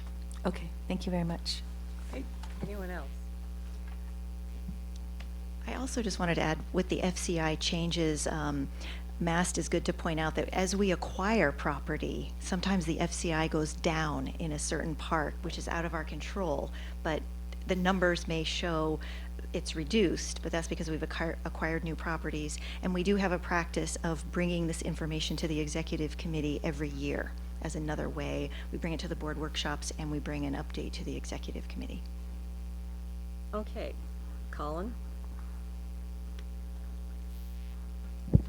I want to come back to Director Waspie's questions about reserves, because I'm Reserves? reserves. Okay. I'm easily confused about reserves, and if you want to just treat this as teeing us up for finance next year. But I'm reading in this policy a reference to a MER fund reserve fund, so we have a defined reserve fund in the MER, And it is then referenced almost interchangeably or defined as the fund balance, and the fund balance in the internal service fund. And we're told that's $14 million, which I'm thinking then is the established actual dollars that go into the MER reserve fund. But then there's the reference to the 10% of total capital assets, which is 32 million, which is the recommended reserve fund, but that's a cap or a ceiling. So I'm translating that as meaning we could, in theory, establish a MER fund reserve that high, but we don't. It's the actual fund balance in this fund. And then to take it a step further, so I'm wondering, I'm kind of picturing in our books the actual dollars that are set aside somewhere to cover emergencies or urgencies. And so then I'm also envisioning Dennis's reference to our general reserves, which are pretty good, pretty high. We're all very proud of that. And that to me is another real account with real money in it that's often our investment of surplus funds and earning interest. So I wanted to get an idea at some point of where these real dollars are, and I guess what the real dollars are in the MER fund for reserves between 14 and 32 million. Thank you. I will try to simplify my response. So there's an internal. If you would like time, we it's call okay. we call it an internal service fund, and we're putting in, let's just say, an average of 5 million per year, and we're spending down maybe a little bit less than that, only because our capacity hasn't been able to spend more money, not because we have, not enough projects. And then your net of that is your fund balance, right? You have money going in, you have expenditures going out, and the net of that is your fund balance, which is also the same as the reserve. So those two things are the same. The reserve and the fund balance are really the same definition. And so when Deborah talks about how our equipment replacement fund is, there's a schedule that says, in 7 years, this big major piece of equipment has to be replaced. So every year we should put aside 1/7 so that on the day it has to be replaced, we have money in the bank. So you create a fund balance reserve so that you can each year put a little bit aside so that when it's due for replacement, you have some money for that. That's really what the goal of that type of funding strategy is. In the real world, you're not going to have 100% of your assets set aside, and it's always a which comes first type scenario.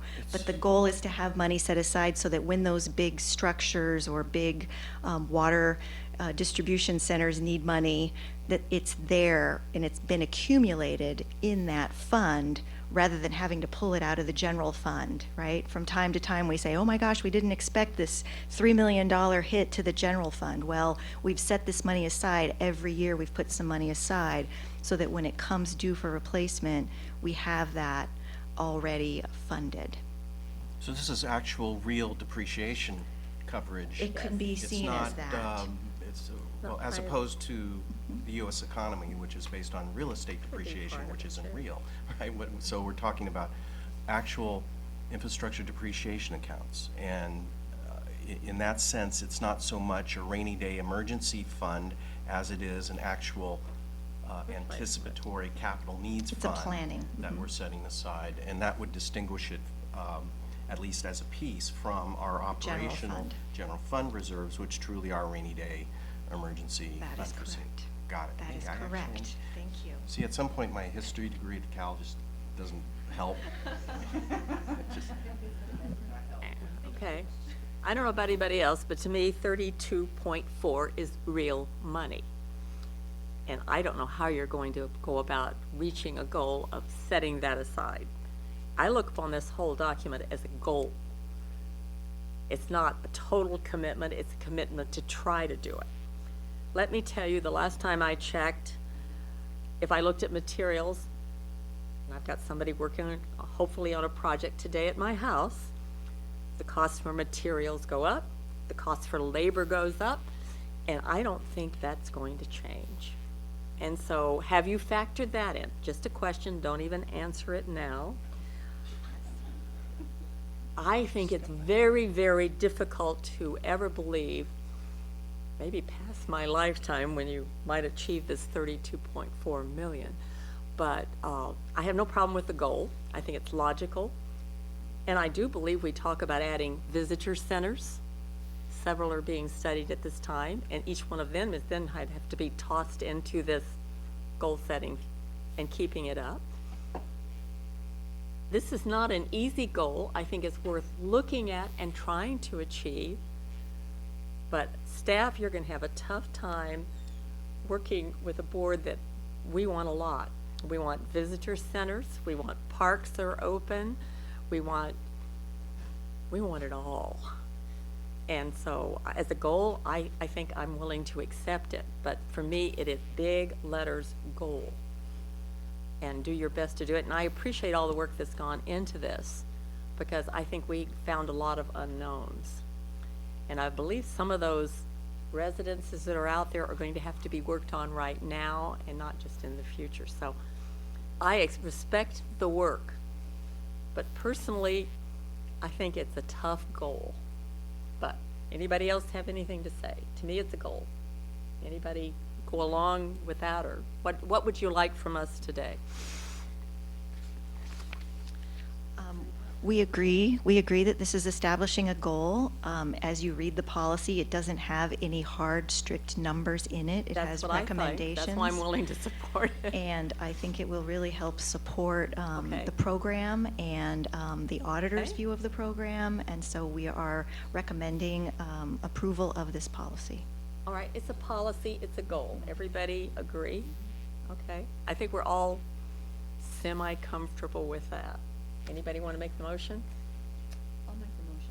Motion by Lane, second by Rosario. Further discussion? All those in favor? Aye. Opposed? Motion carries. Congratulations. We're going to stand up and move around for about 10.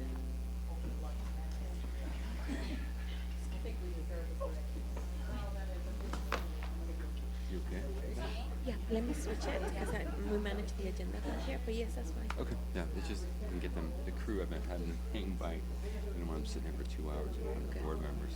Okay, that's great.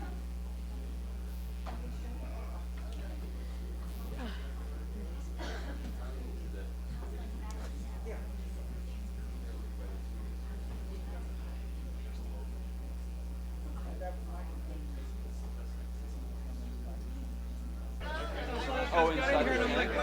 And I was wandering around, I went over to Laura. I'm like, who is missing out of this whole thing? Kelly, where's Just keep me representing my district jersey. You know, No, but I was texting him the next day, and he said he was there too. What dialed you, I heard you get recognized, but I didn't see you stand up. Yeah.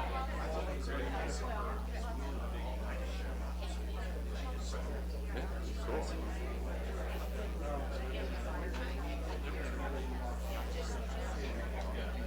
I rode over to Larksville Landing and lunch and then rode back. It was gorgeous. It's really cool. Board members. Those fit people. Oh, I know sorry. it's going to Yeah. take 5 minutes. Right. Oh, they're moving. They're coming. Good.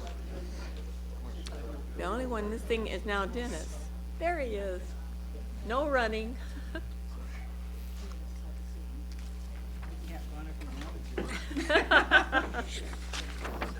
Okay.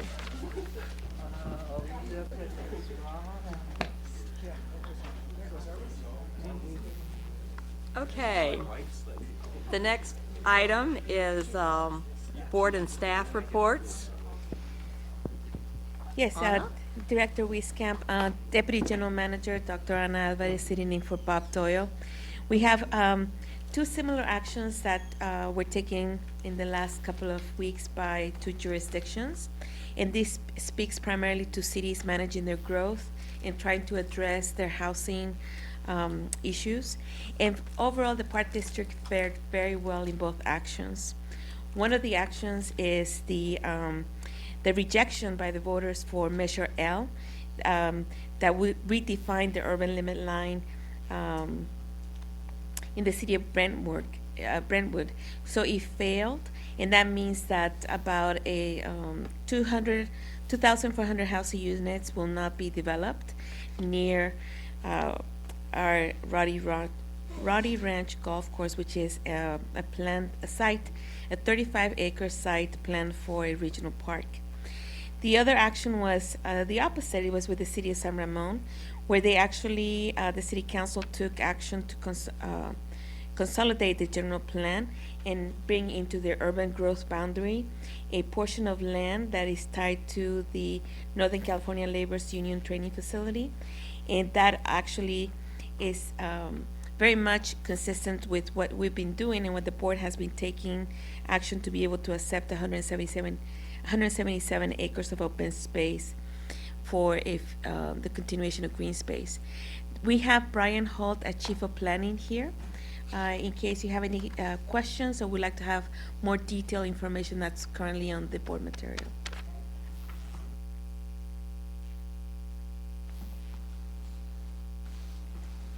Director Lane? Yeah, I just, with regard to the city of San Ramon's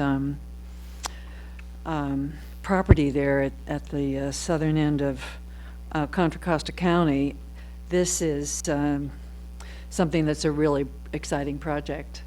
And that whole area called Big Canyon is stunning.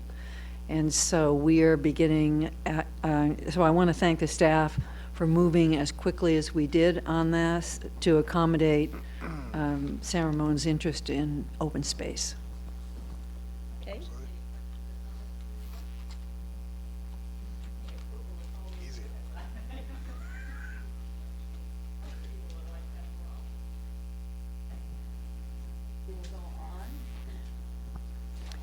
To General Manager's comments. Yes, thank you, President Wieskamp, Deputy General Manager, Dr. Ana Alvarez. And with your concurrence, we would like to switch the order. We have some staff presentations, and we have some guests here in the audience. And in respect of their time, I would like to switch the order and start with a presentation on our Small Trails crew. And I am super excited and delighted to have them here. This is one of those projects that began about a year ago. So I'm very, very, very excited to see you here, all of you. And it's a partnership between operations as well as the fire department. And I look forward to hearing more about the good work that has been done. So this is item B.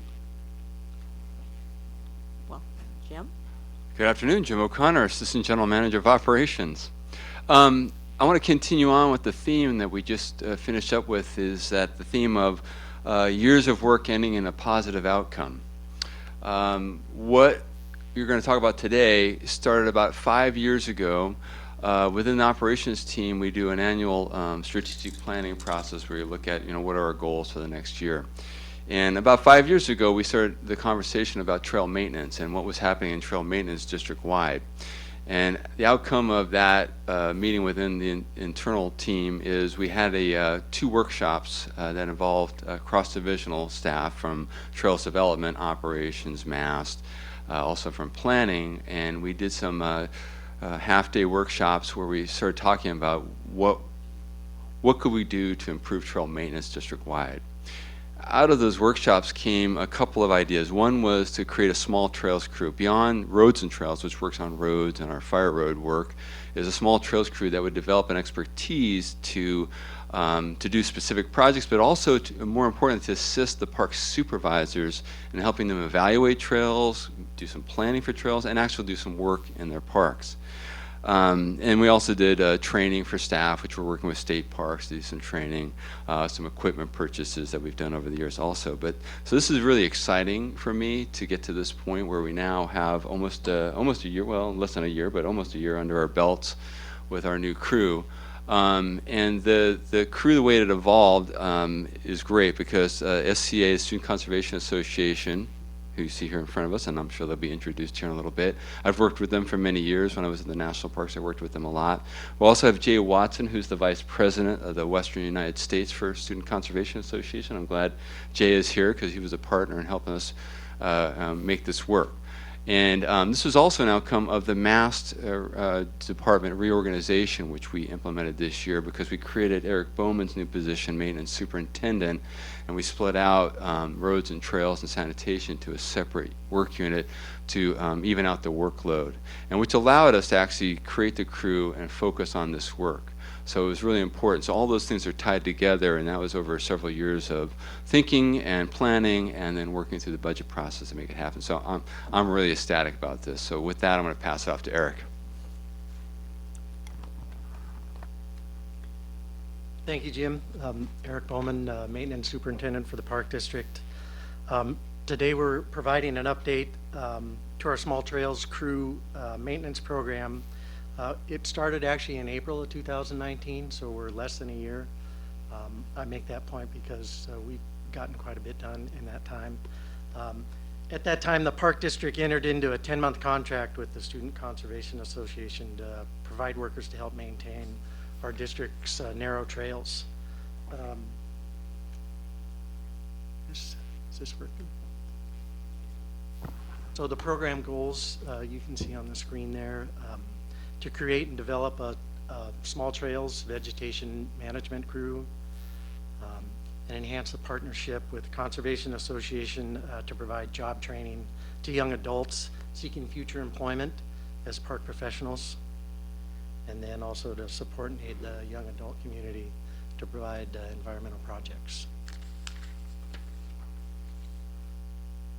To give you specific updates on this work, I'd like to introduce the East Bay Regional Park District Alternative Work Program Supervisor, Patrick Demmons.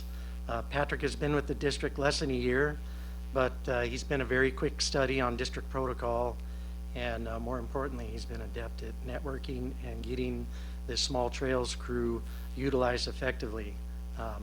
Patrick's shown that the small trails crew can be a versatile and valuable maintenance tool, and the crew has also been able to show up with little notice to address public trail complaints, and then they've also been able to plan far in advance to support and coordinate with volunteer projects. Patrick? Thank you, Eric. Thank you, Eric, for that introduction.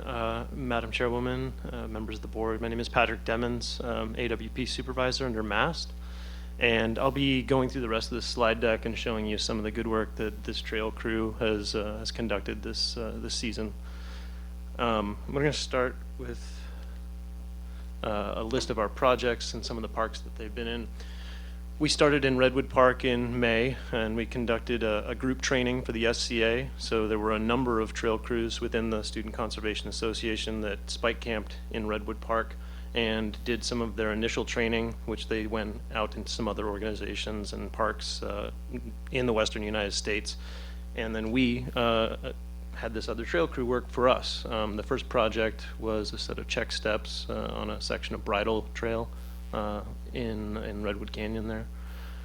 Some of the other parks we worked in, as you can see, Pleasant Ridge, Tilden, and the order of precedence for these projects was determined by the crew availability and their composition. You know, they learned throughout the season, gained in competence and gained in their skill set, and we were able to take on bigger projects. Ultimately, we also conducted 0.9 miles of new trail construction. Those are from 2 projects that were done in coordination with VOCAL and with the Ivan Dixon Trail volunteer program. And they were reroutes that had been planned through stewardship and trails. So it was really a group effort. This is the scope of our work, some other photos that we took along the way. The photo on the right, you see the trail crew leader using a water backpack to help wet the trail.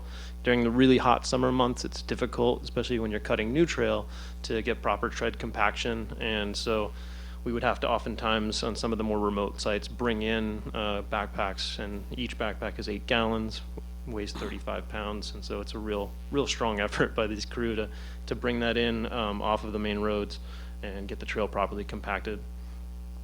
The crew also trained to effectively use power tools for hedging, felling, limbing, and bucking. Here's an example of a turnpike that we built in Redwood Park, again on Bridle Trail.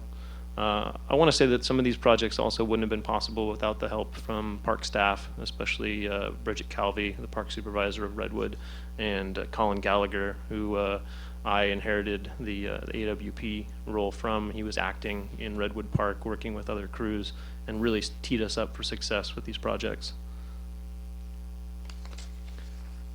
This is a project, a couple of photos from the Volmer Peak reroute that we did. It was in a partner project with the Ivan Dixon volunteers. So they came in, we were given the trail route and we flagged it and cut the trail in the initial route. And then the Ivan Dixon volunteers came in for the day and did their bench work. And then we followed on with finishing and then ultimately closing the old section of trail that was really more like a fire road that went straight down the fall line and had erosion issues every winter.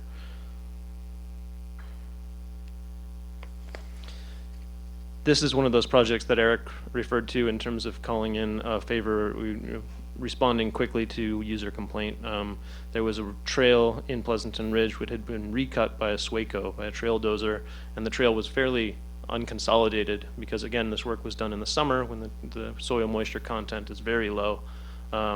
So in order to make that trail a little bit safer and more usable, we came in and hand packed again the trail, brought in water by hand and worked for an entire week to ensure that the tread surface was nice and compact for users.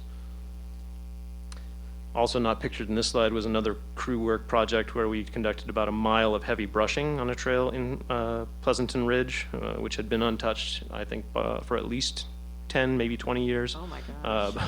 But provided don't access envy them for at emergency all. vehicles. Yes, ma'am.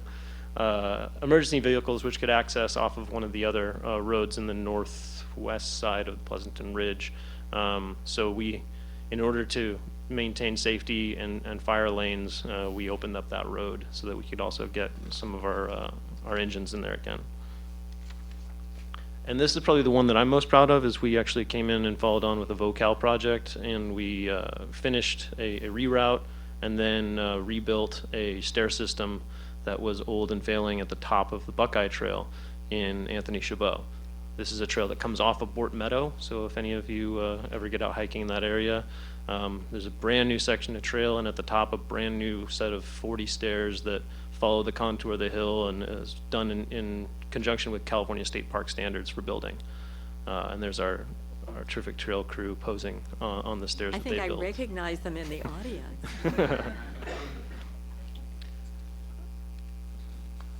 So again, a couple more great photos.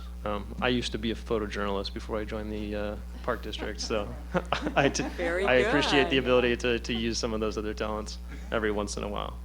The trail here at Anthony Chabot, they cut 1,500 feet of new trail coming out of Bort Meadow, and then in coordination with the park staff, the Trails Department, and the VOCAL Volunteer Project, they followed their work on to open the trail to the public, including closing a section that was in danger of eroding, clearing a large hadron tree down across the trail, taking apart a bridge that was no longer going to be needed because the entire trail is on one side of the watershed now, keep making it much safer. I've been told, unfortunately, that bridge was constructed by one of our board members, D. Rosario. It was a really strong bridge, Mr. Rosario. And lastly, but very important aspect of what this crew is doing is also fuels reduction and vegetation management. Reopening of fire roads, as I mentioned, lots of felling, bucking, and limbing, and clearing trail corridors. So you see one of our poor souls in a full Tyvek suit there at the bottom, trying his best to stay away from poison oak. That work would not have been possible without Chief Tiley and the fire department generously offering us the opportunity to train with the fire department and attain certifications on chainsaws. So we have 3 members of the crew who are certified sawyers now, as well as myself, and that allows us to go out and clear trees, do a lot of the work that rangers are just impossibly backlogged by.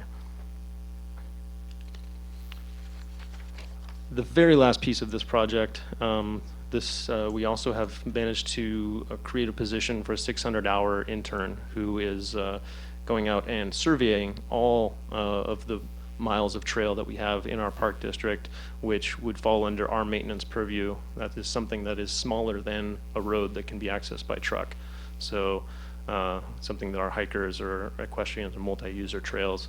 And so I have an intern working under me who's going out and conducting these surveys using a GIS tablet and identifying any area that is in need of maintenance. Essentially what that means is logging every data point, GPS point on the tablet and using lots of photographs to be able to show us where there are erosion problems, and that way we can start to develop a plan in terms of a 2 to 5 year maintenance plan and budgeting for trail improvement based on hard data. As you can see, right now we've got 52% of the pedestrian-only trails completed to date. And lastly, I'd like to take the opportunity, if I could, just to introduce the crew very briefly. Oh, please bring them up and introduce them. We've Okay. seen their picture, but they're here, so All right, come on, up and if you guys would introduce. stand up, please. This is our SCA crew. They've worked very hard for us all summer. I want to start by introducing right to left. This is Sherry Barnes. Sherry's from Alabama, Georgia area. This is Wesley. Wesley comes to us from New Jersey. New York, I'm sorry. I'll get them all right. It's close, come on. You would think I hadn't been Don't on the be trail with them picky. every day. He got the new right. Austin is relatively a local. Austin is our trail crew leader, and he is from the Calistoga area.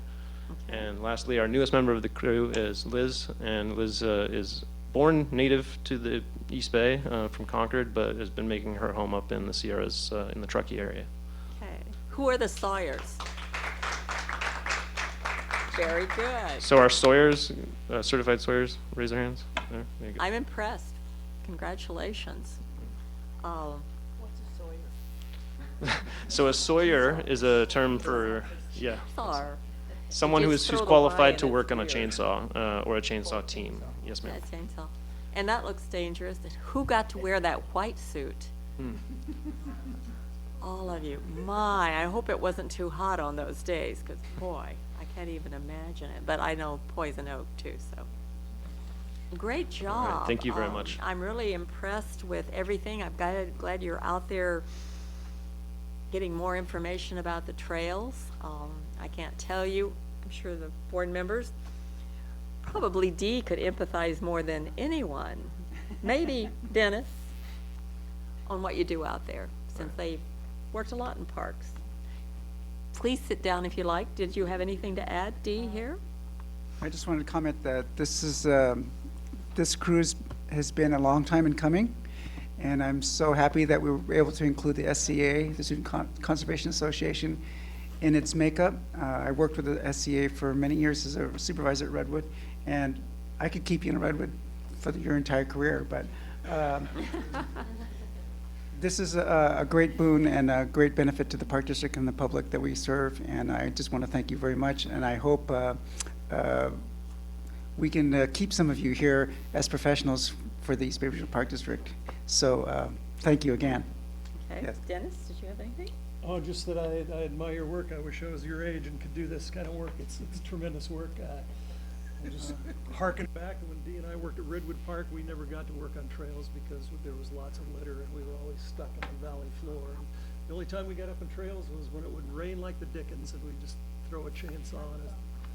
Oh, we'd get up on the trails. That was the only time we could do it in the wintertime. It was beautiful up there, and I'm very happy you're here, and thanks for all the great work. Director Lane? Yeah, I'm so happy to see the small crew aspect. And it has been discussed for a long time. So to see it actually happen is wonderful. And I want to say that I really appreciate your doing a survey part of that. And I would hope that you get to Briones and Las Trampas and the Morgan Territory and Black Diamond. Because I look at these trails and what you're doing to them, and you know, I'd love to see them in a couple of my parks. We look forward to spreading the wealth, Director Lane. Yes, thank you. I think it may take more than a crew of 4 to do all of that. I will say, whoever worked on the Pleasanton Ridge, that's part of my area, and I had complaints. So thank you very much. They our people really love those trails, and if they're not just what they want, I'm the director, so they feel free to complain, and that's okay. That's what I'm there for, but thank you so much for helping solve that. Anyway, great job. With the gentleman from, I don't know what your title is. Come on up. Yeah. Jay Watson. I'm the Regional Vice President for the Western United States Yes, with SCA, welcome. where I work out of our Oakland office. Okay. And I wanted to thank all of you for having this crew here. I want to thank Ana Alvarez for working with me to set it all up. It's really been wonderful to be back in partnership with East Bay Parks. Years back we worked with high school students, and it just, I think young adults, that it just works better for your needs. So we're really pleased to be here. Okay. Well, thank you so much, and we're all impressed, and we hope that we can continue to do that. Terrific. Thank you very much. Thank you. Thanks for being here, and thanks for your hard work. We can applaud. Why not?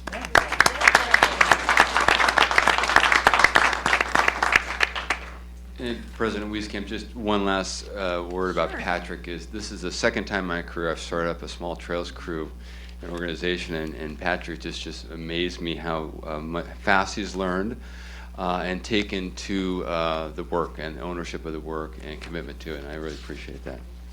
All right, Carol thank you, Johnson everyone. may look at his photography skills, too. Hey. I think Deborah Ocker wanted it for the budget book, too. It doesn't hurt to be a multitasker when you work at the Park District, right? So, good correct. job. Thank you very much. Thank you very much, appreciate it. Thanks a lot. Madam President, we do have one speaker on this We have a item. speaker. Did you want something to add first, Steve? This is the second, I just want to add on to Patrick Demons' ability. This is his second, he got an award along with the Park District for his leadership in the Alameda County Alameda County, what was that called? Water District? Emergency. It's a work development board Yes, program. work development, and where we remembers. we brought on 60 young people to work on our storm damaged trails and facilities, and his leadership got an award for us, and awesome leader, awesome skills. I just wanted to Absolutely. second that. Thank you, Director Rosario. Recognition from Dee is quite sincere. Thank you. Thank you. Okay. Our speaker, We have a Madam speaker. Kelly on this Abreu. item. So naturally, board members have issued pleas for help for their particular parks and trails, and I'm going to naturally issue my plea for help at Mission Peak. And just to head off all the criticism, I want you to be aware that I'm not talking about the area that's owned by the city of Fremont. I'm talking about the area that's owned by this very park district, and it's not under the ownership. It's not part of the 900 acres of the lease. This is way up high in the clouds in the sky. Up there, there's a place called the Scarface that was built about 3-4 years ago, a new road, and that thing has fallen apart. All the gravel has fallen down the hill, has been washed away in tremendous rainslide. There are huge ruts going down. The width of the actual trail is now triple or quadruple the originally planned width because of traffic volume and because the center line of the trail is impassable, so people aren't stupid enough to walk on the middle of the trail. They go off to the sides like I do, and they all walk up the mud, and it gets worse during the rains. But that's a wide road. You might be able to do that with equipment. I don't know. You did the first time it was done with equipment, but it hasn't lasted very long. Then there's the last 600 feet up along that ridge. The last 600 feet would require a crew of people rappelling in from helicopters or carrying little bottles, tanks of water on their back. And that thing is widening. The trail has been, over the years, and I've been there for years, has been going down the hill, migrating down. And when you select your trails, you can't just throw out names and mileages.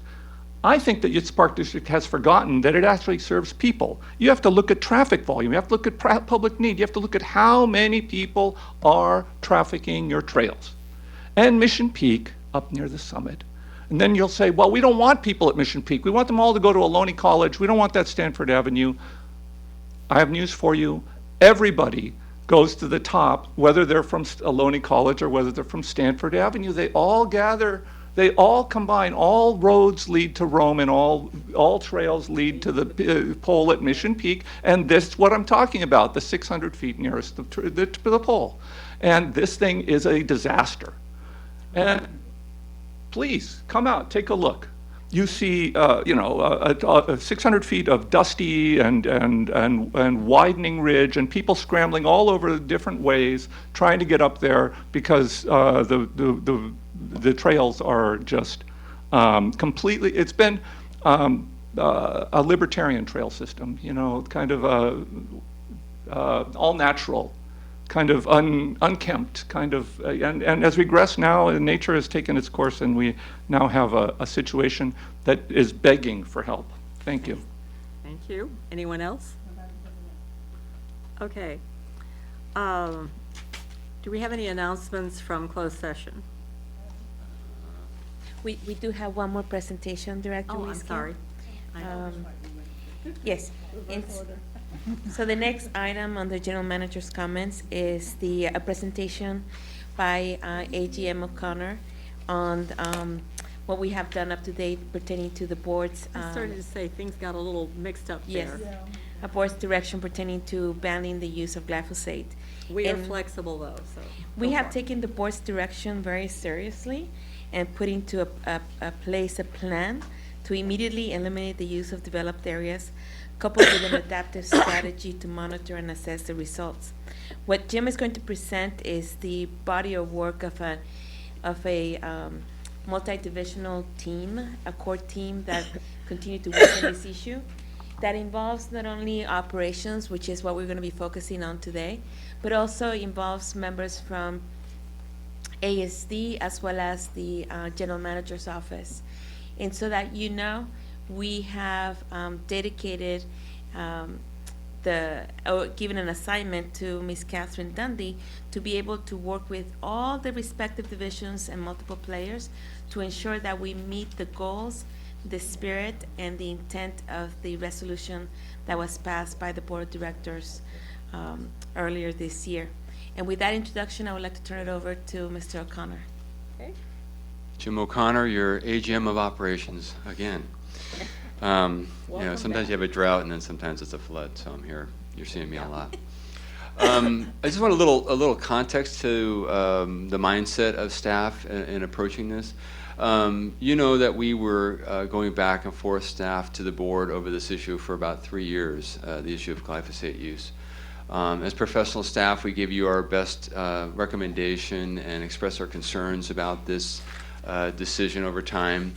But as we discuss within our leadership team, once a decision is made by the board, then it's our job as professional staff to implement that decision. And it's in that spirit that we work towards this implementation plan. I had an opportunity a couple of months ago on a conversation with Director Lane, and I was talking about our strategy around this, looking at the 2020 budget. And Director Lane expressed to me that she thought that this was important to bring to the board prior to the budget discussion, because she thought that this conversation would get lost in the bigger picture of the whole budget. So she asked the general manager to have us do a presentation on this to highlight this strategy. And I'm looking forward to that. That's been a lot of work. I've got with me Steve Castile, our Chief of Park Operations, and I've got Becky Tuden with us, our Environmental Services Manager. And I've got Pamela Bites here, who's our Acting IPM Program Supervisor. I'm faking that if you can't tell. But Pam's here to help. And let me move forward here. So let's just recap really quickly the basic elements of the resolution you passed in July. Immediately ban glyphosate in picnic areas, which we have done. Eliminate glyphosate in all developed park areas, but it's December 31st, 2020, and we've gotten a little jump on that, which I'll talk about. Develop an implementation plan, which is the main point of this discussion today. Study the park district's IPM policy and practices to maximize transparency, and also compare ourselves to others in terms of best practices and make sure we're up to speed. A couple of guiding principles in this work that we were using as we went along the way. Obviously, employee safety is a major concern around this effort. effectively manage vegetation for fire prevention, which was one of the major concerns the staff deals with on a regular basis, especially in this heightened wildfire environment we're working in today. Public safety, ecological health, fiscally responsible implementation, which I think is going to be another main focus we're going to talk about. Ensure district-wide implementation of IPM principles, which will go back to the evaluation and studies being led by the stewardship folks, and effectively communicate to the board and public, which is part of this presentation today. And we'll highlight that here a little bit. So let's talk about what's been done to date, the work that's been done to date. In July, you passed a resolution asking us to eliminate the use of glyphosate. We issued a press release to that matter back then. We issued a notice to stop all glyphosate use until further notice in parks. Basically, we're still adhering to your direction to allow it to be used for the next year, but we're restricting that use by request to the Chief of Park Operations at this point. And I'll talk a little bit more about that. We developed our goals and our timeline for implementation, which we're talking about right now. We developed our strategy, which I'll get into here in a minute. Part of that strategy was estimating our resource needs for weed abatement, which is our primary concern and our primary use around the use of glyphosate. And I really want to thank Catherine Dundee. Oh, there she is. She was really helpful in this. We tried to take, in the limited time that we had, you might recall 2019 we were going to hire a consultant to ask us to do a really deep dive into this work. Catherine worked with us to do a little bit more data-driven decision-making process around this. So we used data from our GIS system, and just let me look at my notes real quick so I don't forget this. We used cyclic data like dry years versus wet years, how many times you might have to do work using mechanical methods. We looked at percentage of, based on our IPM data, we click in percentage of time that was used using chemicals versus percentage areas using chemicals versus mechanical means, our historical data. And all of that was used to look at, and then we also used the CPS maintenance school standards for this type of work, for using a weed whip. You know, what is the time it takes to do a certain area covered, acre covered. And we use those standards as industry standards to then come up with our labor hours and our equipment needs going into the 2020 budget. And we developed the 2020 draft budget requests, which you'll be looking at during the budget process. I won't go into detail here, which includes both equipment and staffing. We reviewed approach with budget with the exec team, so we've taken that to the exec team and pressure tested that at that location prior to the budget development process. And we also collected all the glyphosate from parks. So as part of our stop order, we also collected that material. And if there's a need for it in the next year during this implementation phase, they'll go through Steve to make that request, and we'll work with the IPM program also looking at that. In September, there was also an update on the IPM program at the Internal Ecology Committee. And then we developed decision communication graphics, part of what you're seeing here. And we've conducted a big part of this implementation is also making sure that all staff are up to speed training-wise on the IPM program and practices, best practices. And we've really been working through the IPM group, especially Pam back here, on making that training happen with our staff, especially with all the turnover we've had. We've developed, we're working, the stewardship group's working on an RFP for the IPM program study and evaluation. That's in process right now. In October, we've been working on that with them, and they're taking the lead on that. And let's talk a little bit about our adaptive strategy we've taken. You might recall that we had a lot of concerns about how were we going to switch not using this tool, this glyphosate tool. We don't have a lot of time to figure that out. So the strategy we've taken is basically a phased approach. What we're going to do is in 2020, we're essentially, and we've already done this, we've stopped using glyphosate now. And the reason we had to start now in the current budget year is because the weed cycle doesn't follow the budget cycle. It's unfortunate, but it doesn't work that way. So in order to really implement the board's directive, we needed to start now, because what we want to do is start with our pre-emergent work now in October and November. That's underway currently. You might recall the concept. We talked about the demo program, right? The pilot program. We're using pre-emergence and then looking at some organic burn down products to use as a replacement for glyphosate in parks in the spring. So that had to start now. So that's why we've kind of fast-tracked your directive and pulled all that material out, and we're starting to use the pre-emergence now And then in the springtime, we'll really start implementing labor. So the budget focus was focused on park-by-park evaluation with the work we did with Catherine and with the unit managers and Steve. In this first phase of 2020 budgeting, we're going to focus mostly on one-time monies while we gather data on what our actual long-term needs are going to be. So you'll see in the budget requests a lot of requests for equipment. Some of that equipment is directly related to weed abatement work, especially around fire safety. And some of it is equipment that relieves maintenance activity time in other areas, like, for instance, trail maintenance at Briones, which is a big part of their work there with their 5 staff, which then relieves time to do some more weed abatement work in the developed areas. So it's a combination of those two concepts around equipment. We're also going to add a few permanent FTEs in certain parks like Briones, and then we're going to use seasonal one-time crews, youth crews, to supplement park staff in the springtime as they do this mechanical work. That's super important. We're already recommitted to the training around IPM best practices for staff so that we're being consistent in how we're doing that. And we're also, a big part of this is evaluating the effectiveness of our new techniques and gathering data specifically around, are the new techniques working, and what are our labor needs? Are we meeting our weed abatement deadlines on a park-by-park basis, which is one of our concerns we've had all along. So we're going to start collecting that data, working with the IPM staff to get some of that data around the new practices, around the pre-emergent and the burn-down work we're doing, and seeing how effective that is, and then collecting data on, how often do staff have to use mechanical means. And now I just want to be careful about that because everybody should recognize we know there's lots of predictions about what kind of weather we're going to have this next year, what kind of rainfall we're going to have. And so obviously a drought year would really skew our data in terms of how effective we're being, but that's fine, we'll work on that. We can look into the multiple years beyond. And as it says there, 2021 and beyond is additional resources will come out of this work. Looking forward to forward budget is, do we need more additional full-time FTEs? Do we need certain pieces of equipment?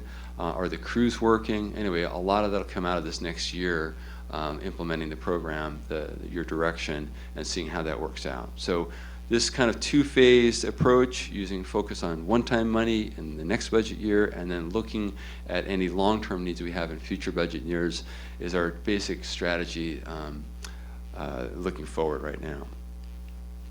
And let's look at the timeline going forward. So we're here today giving you an update on this process ahead of the budget cycle, the budget review. The 2020 budget presentation, of course, can have more detail on those requests for the budget. Preventive and pre-emergent applications are occurring right now in November, December, in anticipation of the first rains if they ever get here.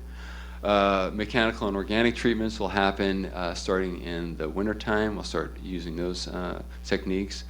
The IPM staff will be bringing on a consultant to start our program study, which I'm sure you'll hear more about. Mechanical and organic treatments, again, will continue through March and May as we get into the growing season. We'll analyze our efforts that'll help inform our mid-year budget process for 2020.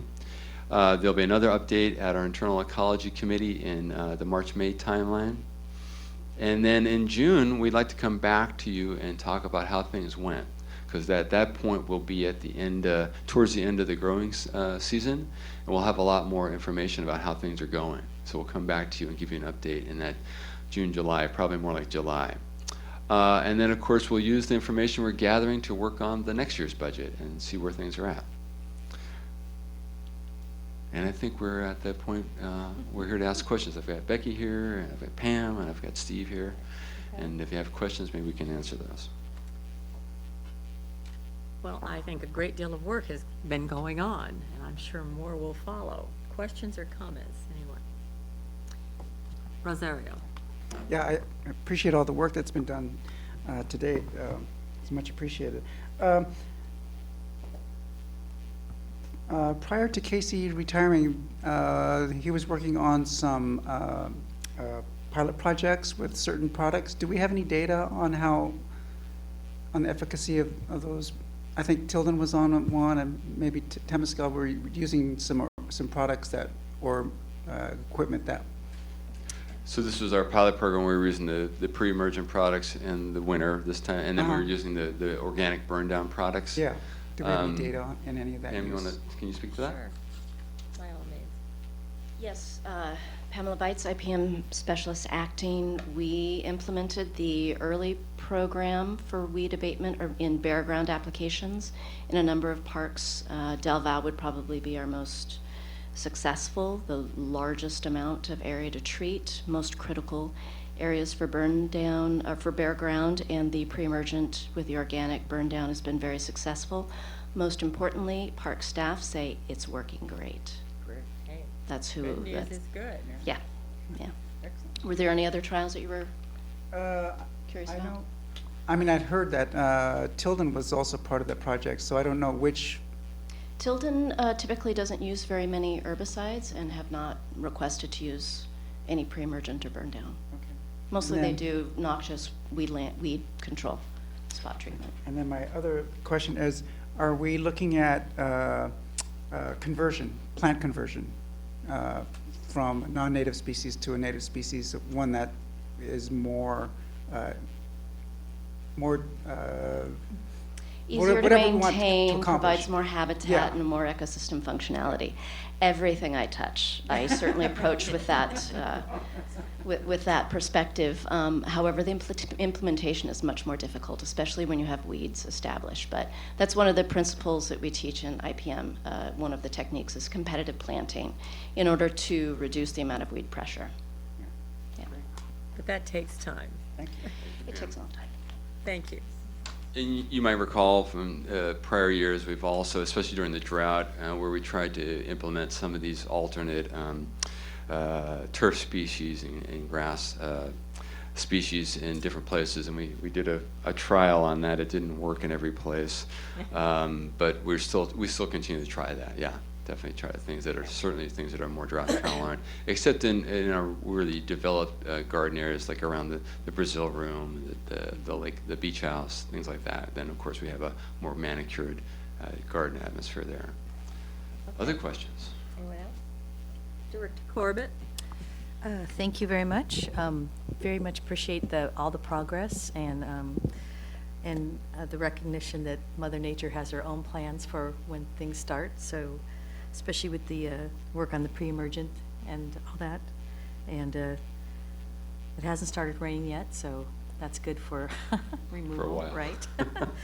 It will eventually, though. So my question is, earlier you said that there is, you're keeping track of staying on calendars for removal?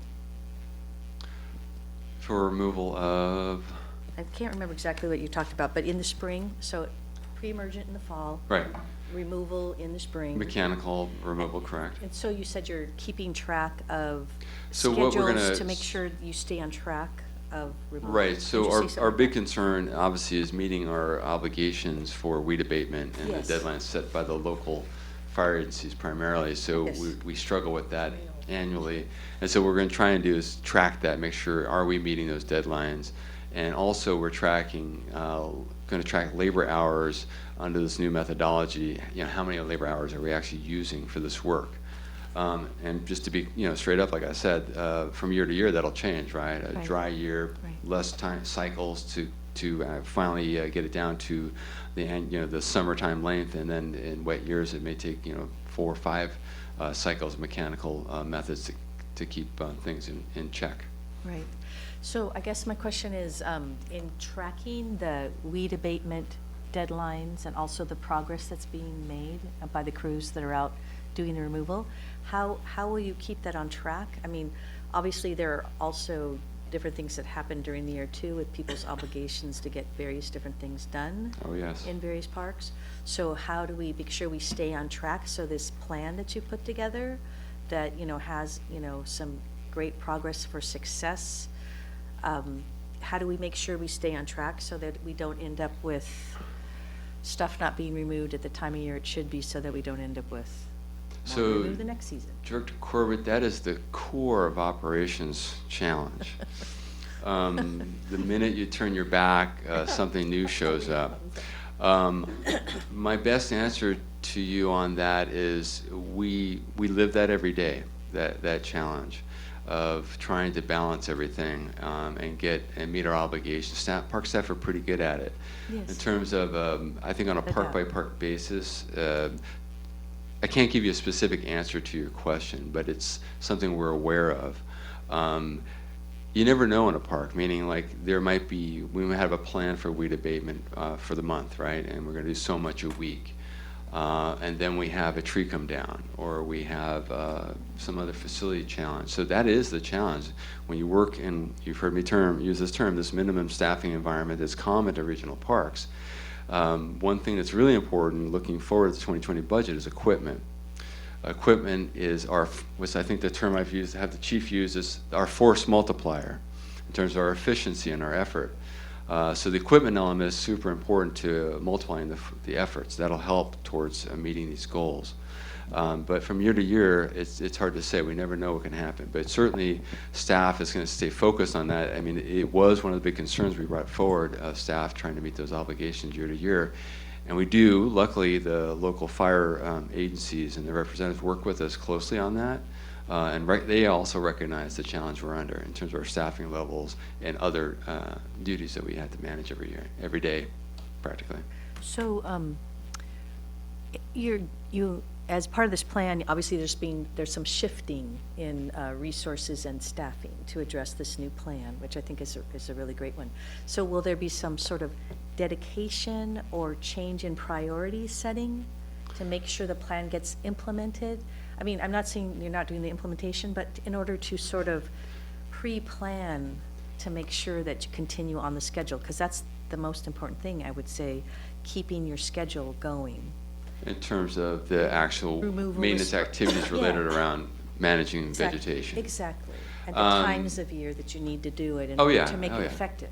Oh, yeah. That's part of the work we do with IPM in terms of best practices. What is your timing for mowing, your best timing for that?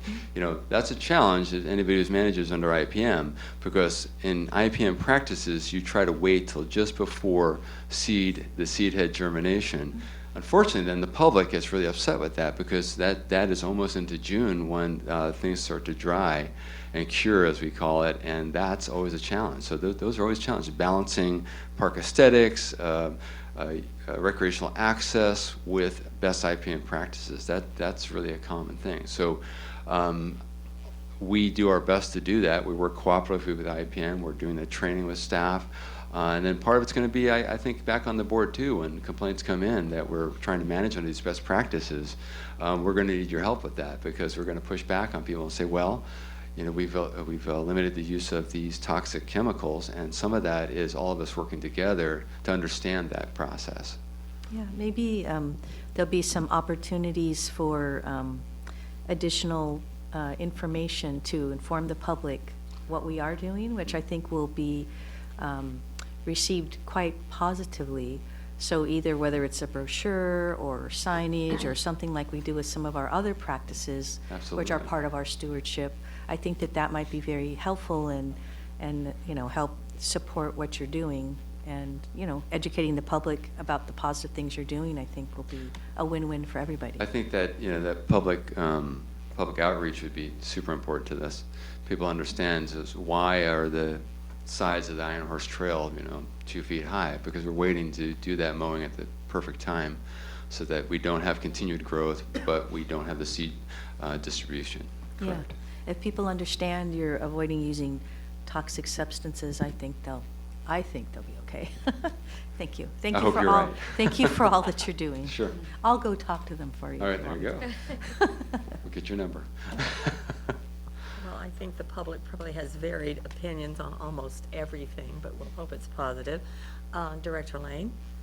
Yeah, I appreciate your bringing the report, and, you know, in looking at the parks in my area, we really have minimal staff. And so I look at this and think, okay, so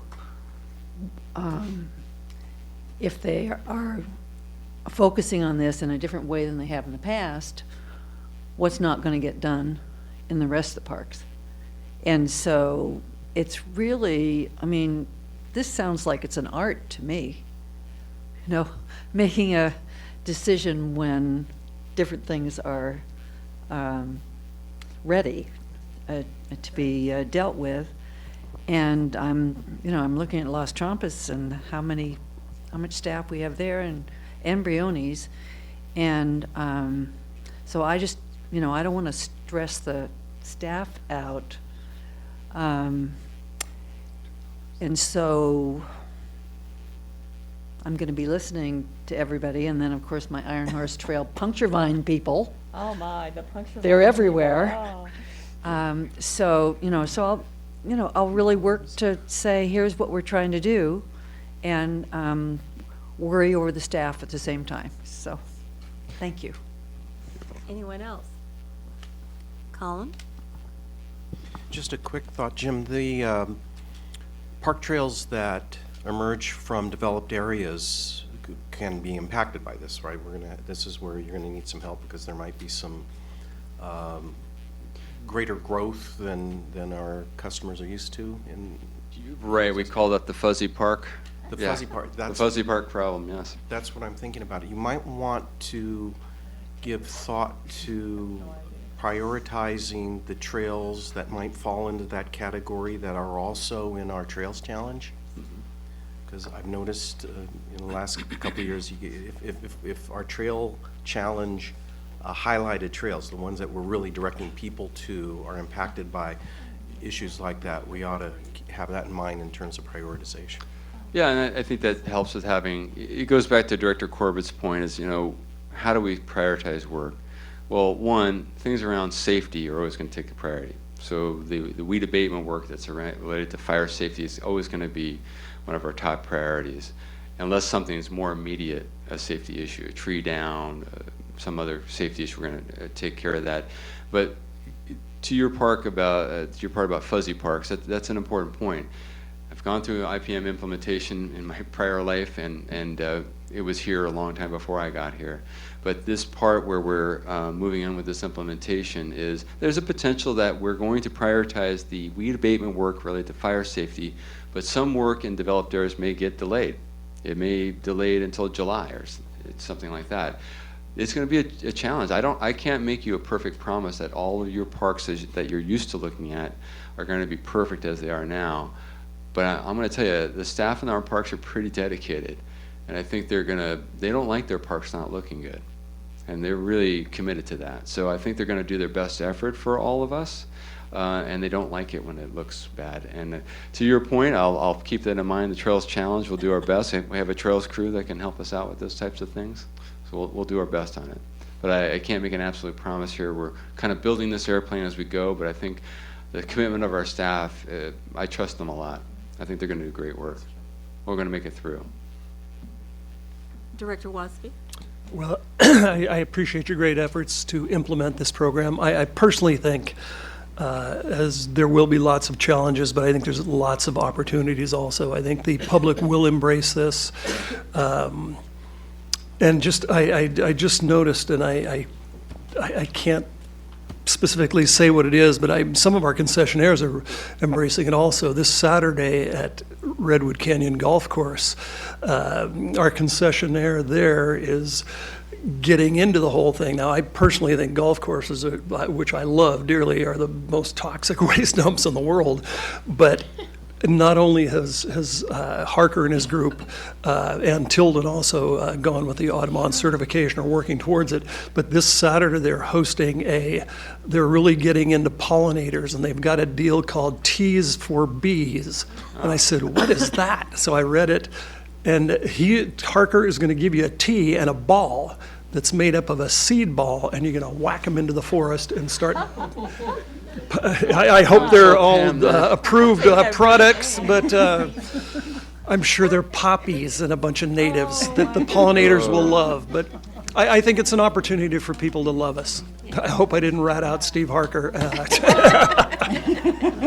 I'm sure he got it approved. I trust none of these golf balls land where they should not. Seed balls. Yeah. I'll whack a couple out into this beautiful. I think we need to be very prepared that people are going to work very hard on this at all levels. And I think we need to plan with public affairs everything we're going to do, including the Trails Challenge, to let people know what we're doing.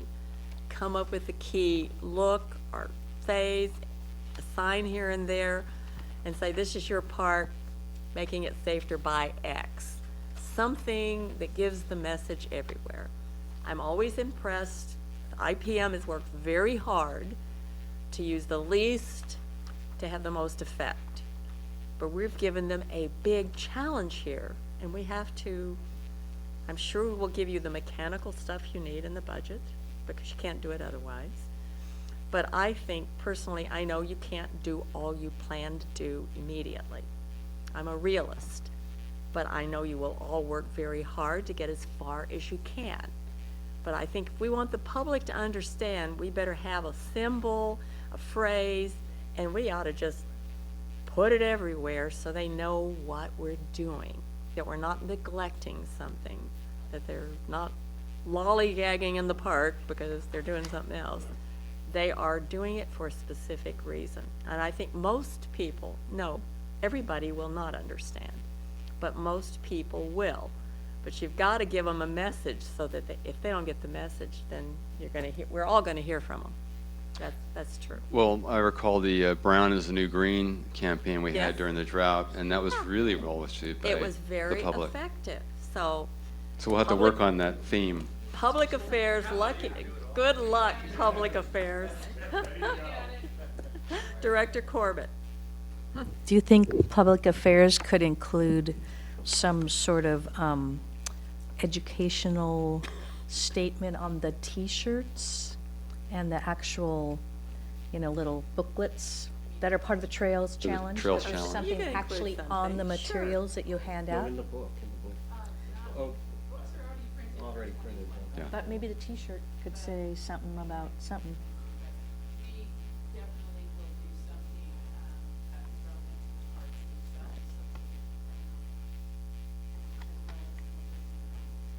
We'll have on the back, They it'll have a say, save pin. your park, stomp a weed. That's what we'll call We it. can give out awards, we can give badges, we can do whatever it A new takes. pin would be good. Nothing is easy, and I thank staff very much for what you're planning to do and how you're going, and I'm trusting the board will help you get there. So Okay. thank you very much. And you. Director Wiscombe, if I Yes. may, I just want to say, staff has been truly responsive to the board's direction. Yes. And you heard it from Jim O'Connor, you heard it from Carol Johnson, you heard it also from Christina Kelchner. They really want to follow your direction, and they're doing more than their best. And you heard Jim again making a commitment that we will pull through, and we appreciate the direction and the leadership from the board, and equally as importantly, the staff's commitment to being responsive to the policy from the board directors. I think we've got a worthy goal, and we'll all do our best to achieve it, but it can't help take a little time to get there. So, good job.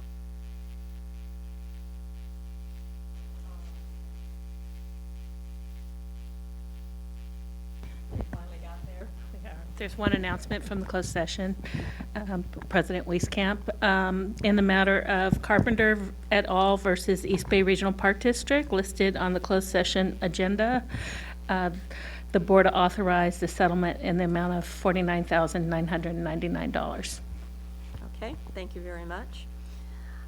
Next is, I think we have one board committee report. This is the Legislative Committee. Chair Corbett, do you have anything to add, or anybody have a question? Nothing to add. Nobody has questions? That's very cooperative. Good. And we had public comment earlier, right? All right, one more public comment. Excuse me. Mr. Abreu. I have a great idea for the public affairs. We can make up a Google video, public service in Spanish. Find somebody who can do that with experience. I was just talking about maps at our trails at Mission Peak. I just found out looking at my phone, Google Maps, nothing is real unless it's on Google. Take a look at your Google satellites, and I invite you see that brown wide line right here on my phone, and it's on your phones too. that is the trail that's widened and eroded. Right there. I mean, you can see it from satellites or whatever they use. And then when we're talking about flying the airplane and then changing the engine while the airplane is flying, this sounds like a giant experiment in adaptive management. And I come from Fremont. In Fremont, we do, when we're doing a new thing, like making Model 3s or doing advanced things like making Teslas, our god over there is Elon Musk, and he does an S-curve. That's his thing for S-curve. And so that would be something that you would call phased implementation. Sounds like you're just jumping in cold turkey. You're doing everything. You're flying the airplane. I was talking about the airplane flying and changing the engine, and he brought up the analogy. Mr. O'Connor brought it up all by himself. So I just recommend that maybe next time around you don't throw your staff into across the board new implementations. You try these phased implementations and try do a few parks, then more the S curve of adoption. And then let's go back. We talked about timelines and milestones, and I asked that the staff to take charge, to take responsibility for timelines, milestones, for delivering not just the budget, but delivering on the timelines and the schedules. And I was even actually implying that the board should exercise oversight. And what happened then? The staff sitting right here, the staff took offense. Staff said, they literally took offense. I said, I take offense. Well, the problem is not the staff. The problem is the organization. And that's really the top management's job, to get this organization running the right way. Now, I know you don't have these kind of reports, so we put them up together ourselves. And this is a lot of numbers, and this is from 2018. There's a lot of projects here. We came back 2 years later, and 7 of the projects were delayed 1 year. Okay, projects that were due in 2018 instead were being due in 2019 were due in 2020. 3 of the projects were actually pulled in 2 years back to 2020. You remember that list of 7 projects that came up, and they said, "Oh, we're all going to finish all these in 2020." Well, 2 years ago in 2018, you had different schedules for these. So there's like 40 projects on this list. And I don't have all the milestones, but I've got most of the projects are getting delayed 1 year. Only 3 projects are getting pulled in 2 years. A couple of projects are actually on schedule. Most of your projects are taking twice as long as promised. And the main thing is, this report, this is not something I can give you. This has to come from your staff. Your staff you have to demand this from your staff. Milestones, when is the EIR done? When are things happening? And timelines.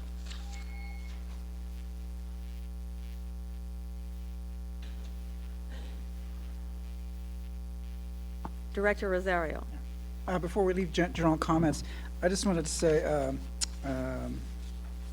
there's one department that's missing in GM comments, and that's operations, and that's our biggest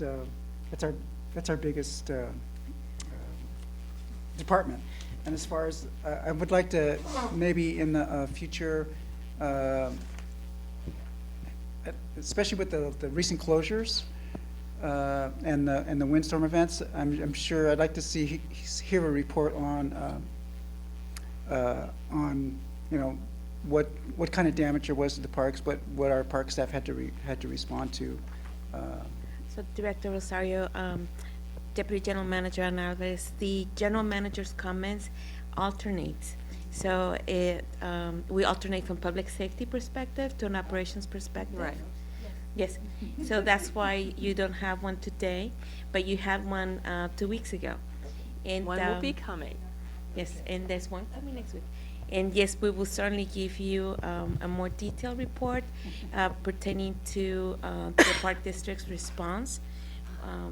That involves a lot of moving pieces, but we'll be happy to include that in your report. Okay, thank you. Anything else otherwise? We will go to board comments, and I will start with Director Wasby. Always like to surprise someone. Thank you. Thank you very It much. gives staff a chance to say yes. Put him under the wire. You're always ready. On November 6th, I attended the stewardship seminar fascinating, great way to spend a day.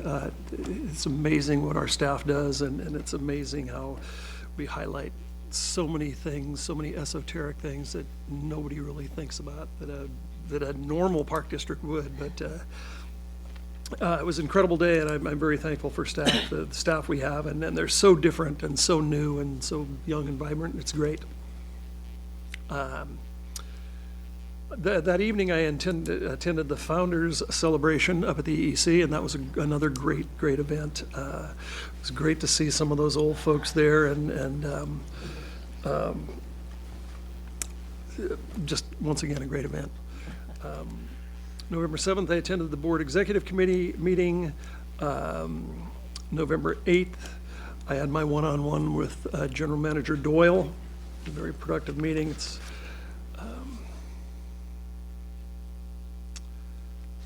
I attended the ad hoc, Executive? no, the board, the nomination committee, and we had 12 applicants, which we honed down to 7, which was very difficult. Folks that we will bring forward to interview in December. And on November 9th, I had an exciting adventure with another one of those great Ward 3 folks who call me up and say, hey, let's go on a hike. We purchased some land up in next to Chenard Vineyards out in Palmares Canyon, and this longtime activist and great person suggested a trail to me, and so I said, sure, I'll go for a hike out on a trail, and he took me up some of the steepest, most poison oak filled deer trails in the world, and it was amazing. But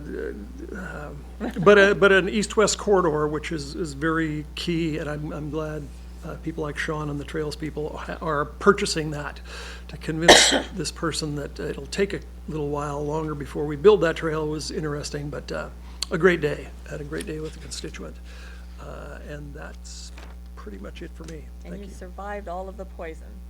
Yes. Congratulations. Director Rosario. Believe it or not. That's not like you. That's not like you. Well, I went on vacation. Oh, okay, that explains it. Yeah, I was in then. Arizona for about right. 5 days. But on the 6th, I attended the CSDA Climate Change Forum. That was really well done, and I think there's a lot of people definitely on board for the reality of climate change, and now we just have to do what we can do. But it was a great event. And then that evening, I went to the Founders event, a wonderful event. I just, my hat's off to Public Affairs and Brenda Montano, and yeah, I think I really would like to second Beverly, Director Lane's comments about inviting all the other board members that used to be on that. That would have been even better. But it was a really good event. And the Reinhardt family was definitely interested when we get ready to put the signs in for Redwood. So I told them I would keep them, we'd be in touch. And then just the other day, I just had a short meeting with Eric and Lisa about the ledge department, and we're good to go. So, yeah. Okay. That is so short. Yes. My gosh. It's amazing what a vacation will do for you. You can relax. Director Dodson. Okay, thank you, Director. Then let's go to Director Lane. Thank you, and happy 85th to everybody. You know, I went to stewardship seminar that day, which was really interesting, and took a little walk around the park. So I missed one of the presentations, but it was very interesting because there was update on Temescal that we hadn't heard at Cultural and Natural Resources. We knew it was in the works.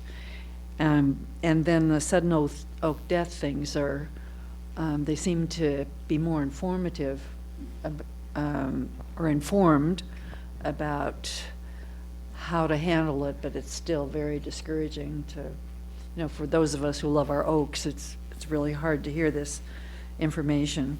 And then I went to Founder's Day evening, and I enjoyed it very much. People were saying, "Oh, the fog is coming in. I just barely found it," and I hope I can get home, things like that. But in the meantime, we had a wonderful time at the event, and Brenda and all the archives folks and public affairs should be congratulated for it. Really, the Reinhardt grandchild was interesting. It was like, somebody should write more about her, and it should be, one of you. And I thought, well, Maybe he should start thank you for that. Yeah. So on park things, I've been the LARPD liaison. Interesting meeting, and it's the first time I've really seen their new GM at work, and he's got quite a parks background, so that was interesting. And we are looking at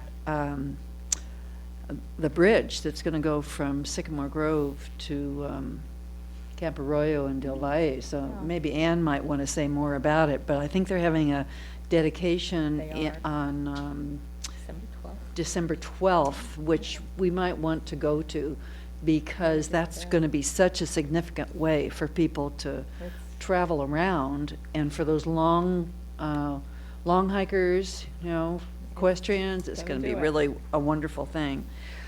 Then I attended nominating committee, drove through Martinez Shoreline. If I go to Martinez, I usually check out the shoreline. And they haven't put the showers in where they were talking about doing it, which is that big parking lot by the shoreline. I thought I would see how it looked, but there wasn't anything to see quite yet. I know they're portable, but they're not there yet, so. They're going to be on a truck. They're not going to be there. They're going to take them in and out? Yeah, in and out on a truck. Really? Yes. Oh, so I just wasn't there when they were there, huh? So I'm not sure if it was in response to our expressing of our concerns about that, but they did move the location for those services to the Martinez city property. It has a sports court. Yes, that's the one I'm talking about. Yeah, and I went over there also one day. They moved it was supposed to be Wednesdays. They moved it to Fridays. It's on a truck, right? It's in Yes. Oh, yeah. The showers are portable. Then they use the the easy ups, and it's all portable. And then it all goes away. Okay. It's only there from 10 to You gotta be 4, there and for a I believe it's on certain time. Fridays now. If you wanted to see it in action. Okay, well, You got to schedule. not necessarily. Yeah. Well, I just thought they'd be there. Well, if you're Thank you. swinging by the park. Yeah, thank you, Jim. Yes, I am swinging by the park. Okay, and some other things. I went to the morning philanthropy recognition by the East Bay Leadership Council, and I am on that board, and but I tend to go to things that are geographically convenient, and these are all out at Blackhawk at the museum, so that took 8.5 minutes. So I did go there, and it's a very inspiring morning, and we were a sponsor for that. So I was pleased that we did that, and lots of people from throughout the county, and very inspiring honorees. Then I did go to Sacramento last Saturday on a women's suffrage tour, and the reason they were having celebrations there was that the legislature, it's the centennial legislature ratifying the 19th Amendment, and they had an art project at Crocker. If you want to know more about it, I'll tell you. And then at the California Museum, they had the governor came and introduced his first partner, who interviewed Nancy Pelosi as part of the program, talking about women in politics. And she didn't say much of anything about what's going on in Washington, except when people asked a couple of the questions. But she did talk about that experience of being, a rare elected official, and how encouraged she was that there were more women in the House now. Then I have had some discussions about the McGee Preserve and the project that is in the works to add some of that open space to the Sycamore Valley Open Space Preserve, which we'll get some information on at our next meeting. And I did go to a morning session at Save Mount Diablo earlier, the middle of last week. And that was an introduction by Stephen Joseph of his new book. And so we had a chance to see him. He gave a PowerPoint showing some of the pictures and talked about this book. And we are going to get some of the books because we're a sponsor with it. And what is different than his earlier big picture book on Mount Diablo, if some of you have seen that, is that this is photographs he's taken in the last 4 years, and many of these, and he's looking at Mount Diablo State Park and the acres around it. And so a lot of those acres are parks. And there's some beautiful views out of our various regional parks, and they are labeled there. And so, we're all looking forward to it. Do you have any books yet, Mary? Okay. She said she was going to get... I'm sure Mary would not keep the books away. She was saying she was going to get some books.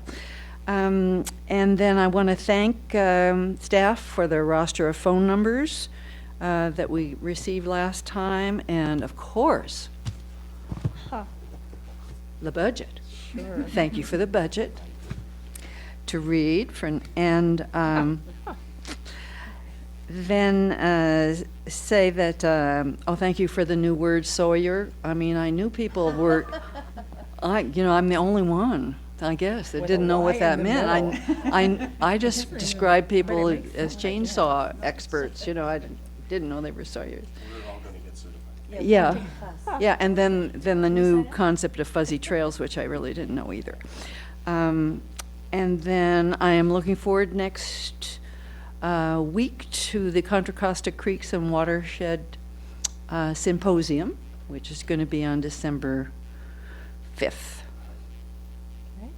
I guess it's 2 weeks. 2 weeks. And that's it. Thank you.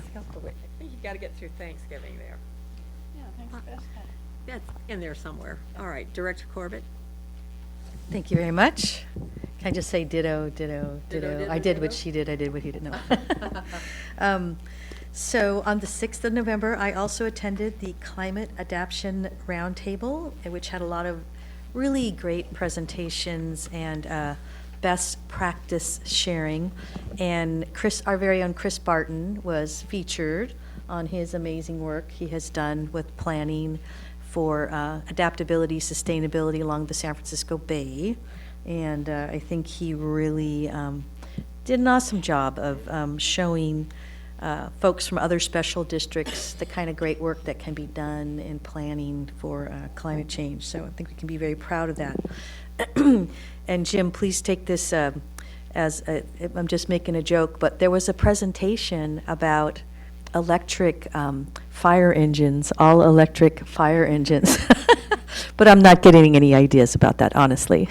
They cost way too much.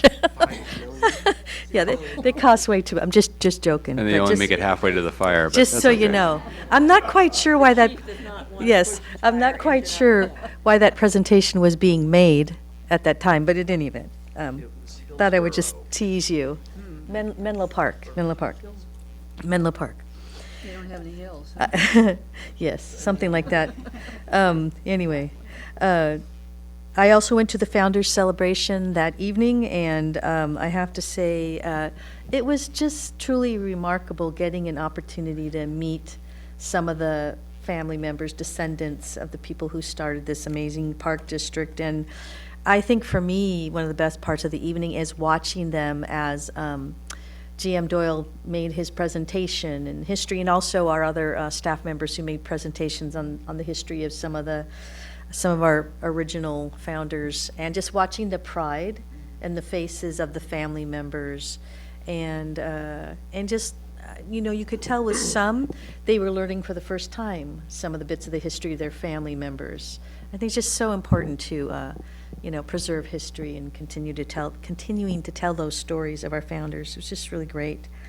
And thanks to all who put that all together.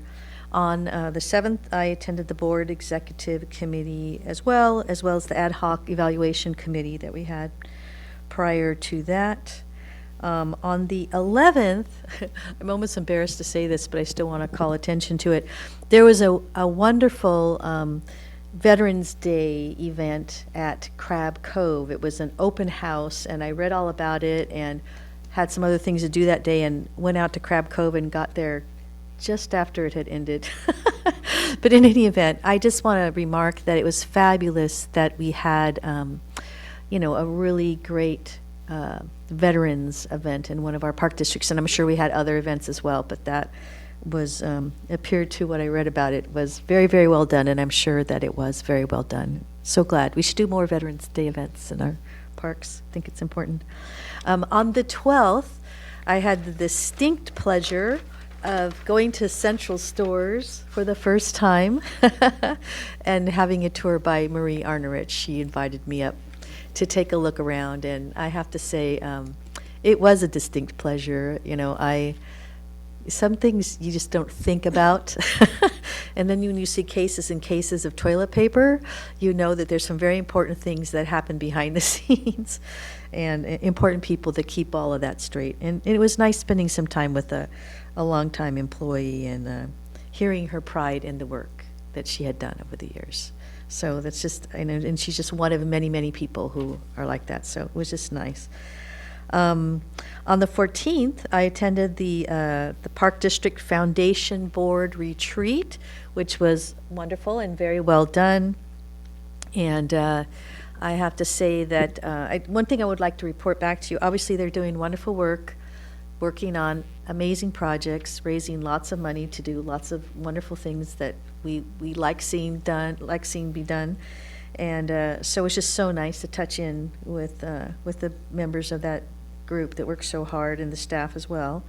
And the one thing that was new is there's a diversity committee that has been formed that gave a report that day about how to make sure that we are, as the word was used, sharpen our efforts to make sure we do everything we can with our resources to encourage diversity in our parks. And of course, there was a discussion about all the many great things that we do now, and then just the discussion about maybe some other things we can do. And it brought to mind, it was very interesting. I was thinking about such things because there was an article published just recently about the National Park Service and the efforts they are doing to try to do whatever they can to encourage communities to come to the parks that don't always come to the parks. So I'll share that article with everybody. I think it's got some interesting points to it for us to take a look at as well. On the 15th, I had the another distinct opportunity to spend some time with DGM Alvarez and AGM Ocker and our wonderful Yolanda Burial Knight to start getting ready to become president. And Anne, we appreciate what people do once we start learning about how much they do behind the scenes. So thank you, Anne. Yes, I'll appreciate you even more starting in January. But thank you for the time that you spent with me, and thank you for everybody sending in your requests for committees. I'm still working on it, trying to make sure we deal with everybody's interests. Well, there's a few things you all wanted to do, so that never happens. But in any event, I will do my best, and thank you for your cooperation on that. And that's it. Thank you. My turn. So I'm Me Too. I just wanted to also say that Chris Barton and Chief Tiley were wonderful representatives for the Park District at the Climate Adaptation Forum. And the other hit of the show was the Brazilian Room itself, when we had folks from all over Northern California attending, and the setting was much talked about. My really cool part of the Founders Gala that night was getting some pictures with Major Tilden's great-grandson. I don't, he didn't really know the extent to which his great-grandfather was such a rock star around our circles. And I'm, that's a Facebook special for me. On the 11th, I attended a political event for Congressman McNerney out in Oakley that evening, and I just wanted to note that I was able to present the congressman and his wife with one of the foundation's brand new picture books for the 85th anniversary, and they were very appreciative and thought, wow, and I think it's going to end up on a coffee table in the congressman's DC office. By the way, that picture book is just a huge hit. Get lots of really great feedback. Okay, got it. Thank you. Lastly, I did something not of me too. Jim O'Connor and I got to represent the district at the grand opening and ribbon cutting of the Richmond-San Rafael Bridge, brand new bike and pedestrian path. This was Saturday out at Point Malati. The speakers included, well, a bunch of them, but Amy Worth, MTC Commissioner, City Council from Orinda, and BADA Oversight Committee Chair was MC of the event. There were a couple hundred people there. We're not a participant in the Bay Trail across the bridge project, but we did get some recognition at the event, which was much appreciated. Alameda Supervisor Haggerty, General Manager of the Richmond Refinery, Mayor Butt, several bicycling groups were represented, as were Marin County officials. A couple hundred people attended the ceremony, and several thousand bicyclists were there. I think, as I noted on their website, they counted over 3,000 on Saturday and another 1,000 bicyclists on Sunday. And Mila and I made it out to the middle of the bridge and back walking. And it was a very wonderful event, a lot of fun. It's going to be a great little trek for any of you who are into it. Jim apparently did the trek back and forth. So you can start the morning in Point Richmond for breakfast and have late lunch in San Rafael. It's a great little bike trek. Thank you. That covers me. Let's see how expeditiously I can do it. November 7th, we had a executive subcommittee on recruitment, followed by executive committee. The Tri-Valley Conservancy had their Jeans and Jewels, their final event with, I think they raised a great deal of money and people had a really good time. I thought the LARPD East Bay meeting, we hadn't had one for a while, so it was the most formal meeting I've had with the new general manager. And he seemed quite interesting and very knowledgeable, having worked for the state for quite a while. I thought it was a good meeting. Then we had another subcommittee, though, choosing District Ward 1's people who we would interview, and we narrowed the field down to 7, and that will be happening pretty soon.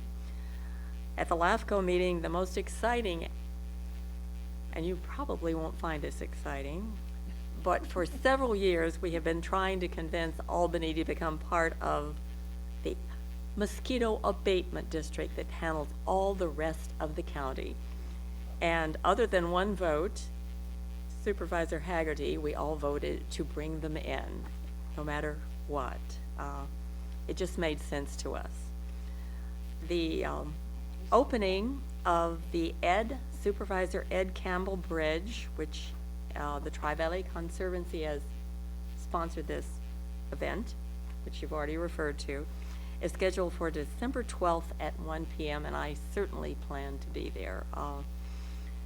Ed Campbell was very important in helping do all kinds of things as far as wine country and open space, and it happens his daughter, Connie Campbell, served on the Conservancy for a number of years.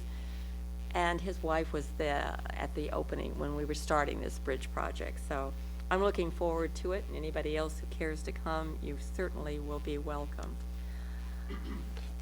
I would like to close this meeting, and I'm really sorry to say we've had so many losses in the district this year.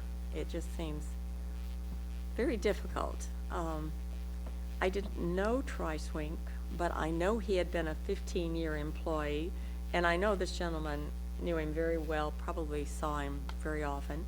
So if you have some comments, Dee, Dennis, please, before we adjourn in his honor. Let's see. Troy was just one of those. Well, you know, if you think of Troy and you look at Lake Chabot and how clean and always it was always looking good, and that was Troy's. That was his personality. He loved his work. He loved his park. And he was just one of those guys who was always available, and one of those guys you could trust to have he would give his shirt off his back, literally. Always willing to help, no matter where.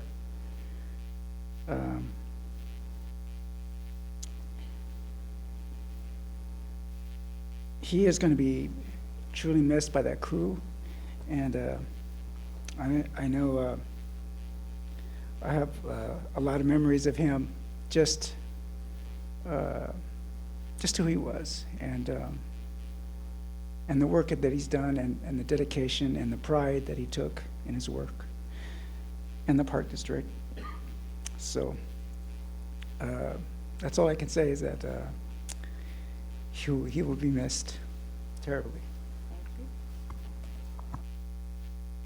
Well, I'd just say that Troy was a great park ranger, a great friend. It's very emotional for me. He will be missed. He's a tremendous friend to everybody. Anyone else? As I say, I didn't know him, but all I've heard is,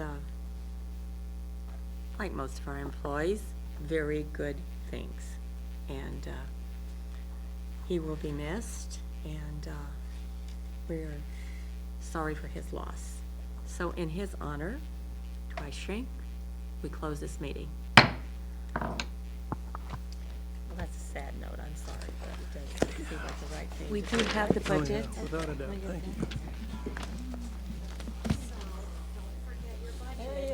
Yes.